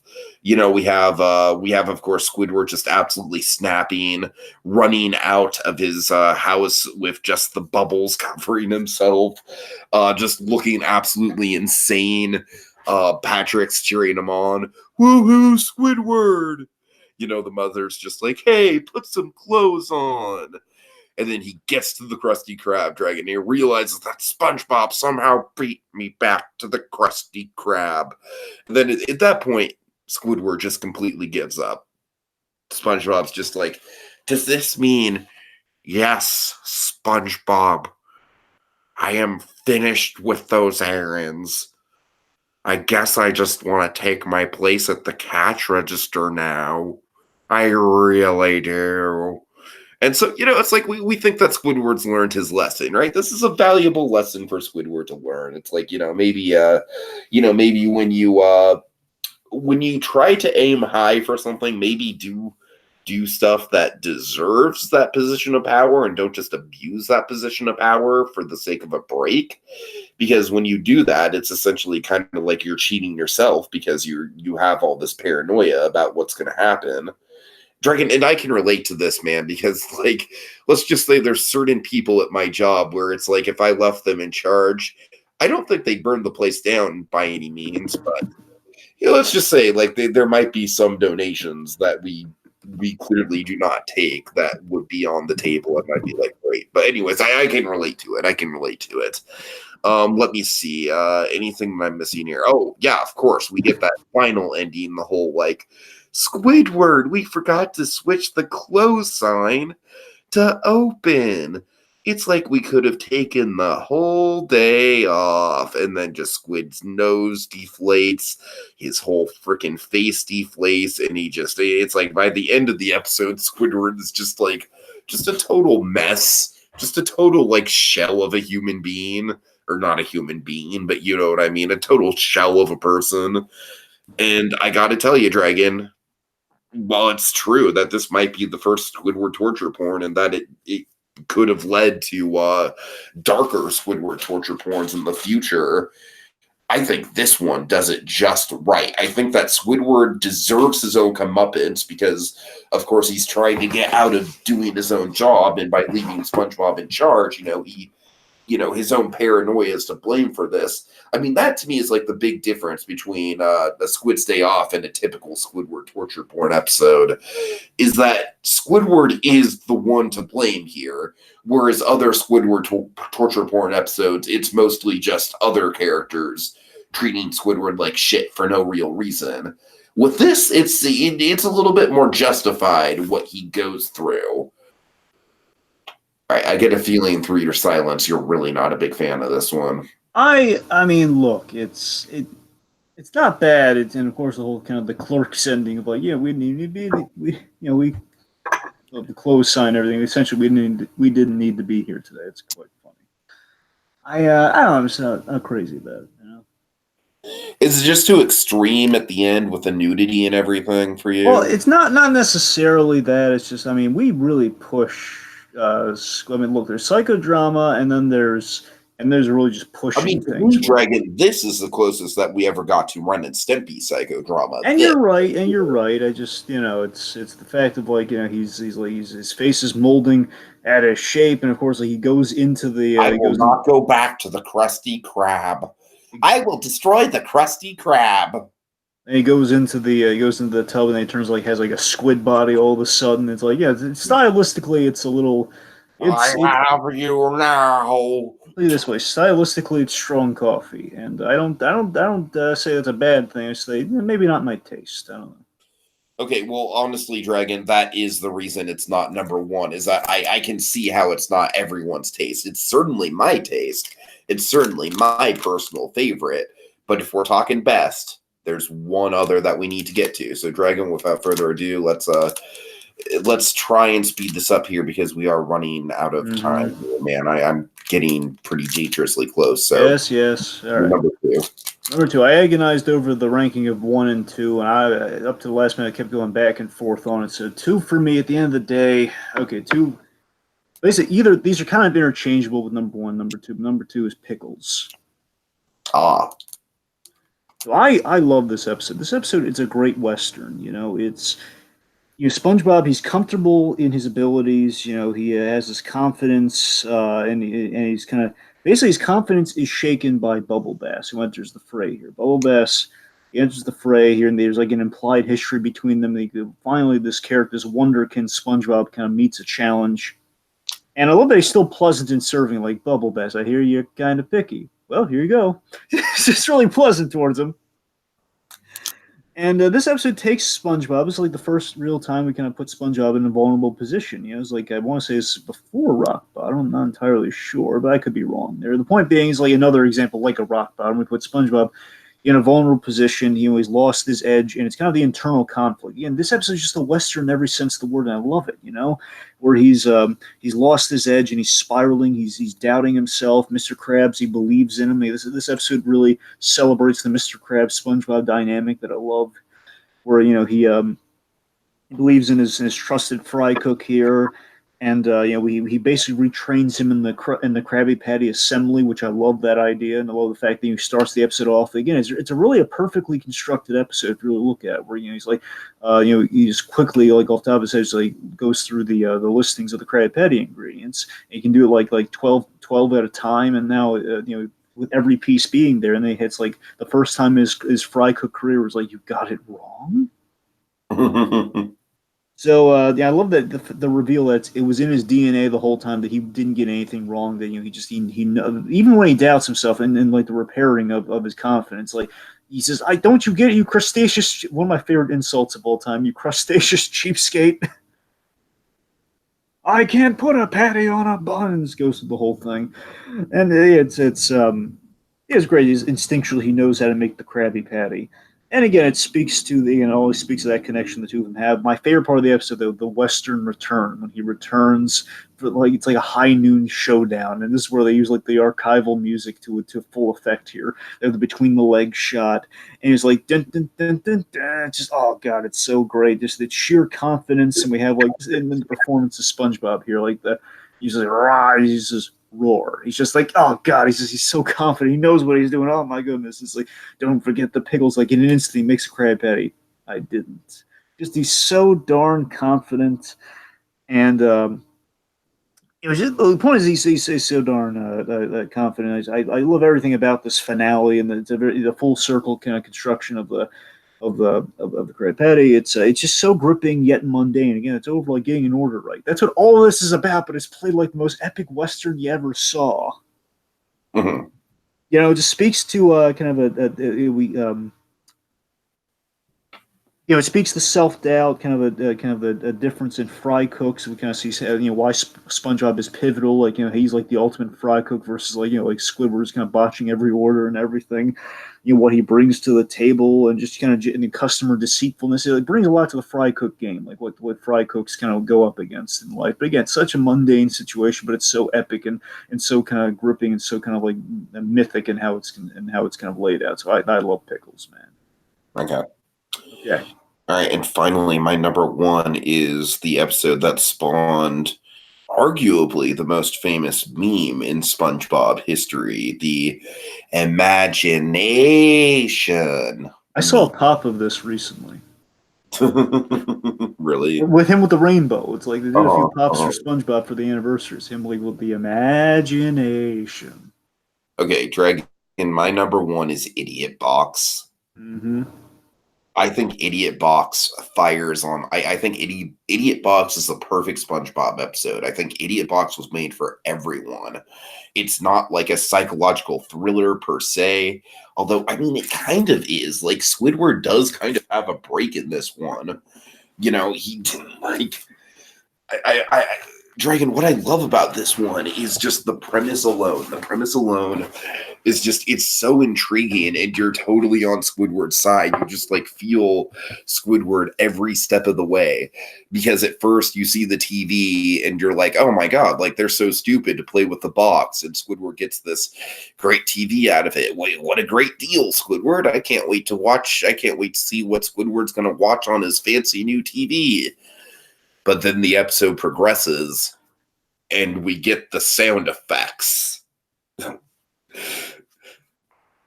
The saws are on the way, boys. Yay. I mean, I don't even know where to go. Like I said, I feel like it's a perfect episode. Like, you know, we are so sucked in and intrigued by this mystery of how the box works. And I think it's perfect that we never get a concrete answer of how Squidward's hearing the sounds and everything like that. You know, the sounds that are so clearly like coming in very, you know, very clearly, very realistically, you know, to the point where it's like he can feel like the shake of the avalanche when he's near the box. It's like he can feel like the physical sensations of what they're experiencing. And so as the episode goes on, of course, we get the great payoff at the end with the dump, you know, him driving the race car. Gee, I sure hope Squidward's not too down in the dumps today. But I mean, it's just a wonderful. Dragon, this is one of those episodes where I very vividly remember when it first aired, and I was so caught up in the mystery of it, man. I really was. I was just like, how are they doing it? I want to know as much as Squidward does. And that's the thing. This might be a Squidward psychological breakdown to a certain extent. I mean, he does lose some sleep over this, to be sure, but it's a Squidward psychological break that we are very much on board for. It's, you know, it's like, it's something that we're sympathetic towards him for, but we are kind of like psychologically breaking along with him because we want to know the answers as much as he does. And just the idea of this box with like some kind of like elaborate speaker system that could simulate the sounds that he's hearing. Like, is it all in his head? Are SpongeBob and Patrick pulling something off? I do love how ambiguous it is at the end of it. Like, how did Squidward actually hear the sounds? You know, like, what is the actual power of imagination?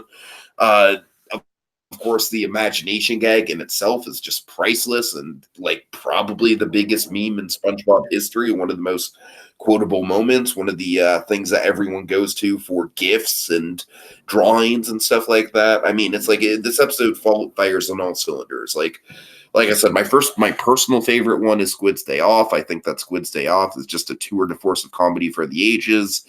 But this is what I would use to introduce people to SpongeBob. To be sure, this is the SpongeBob episode that just really feels right at place and right at home to be like, all right, this represents everything the show has to offer. It's got a really surreal premise to it that's kind of rooted in realism. It's rooted in relatability. And we get to explore that premise through the characters. We get to see the characters at their best. And it's got a great payoff. It's got great gags all throughout. I mean, I gotta have it as number one, Dragon. Like I said, if this was a favorites list, I'd probably have Squid's Day Off as number one. But since I am trying to consider the best versus favorite, I think this is easily the most accessible SpongeBob episode that just gets the biggest laughs, and it's the most high concept while still having a basic premise to it.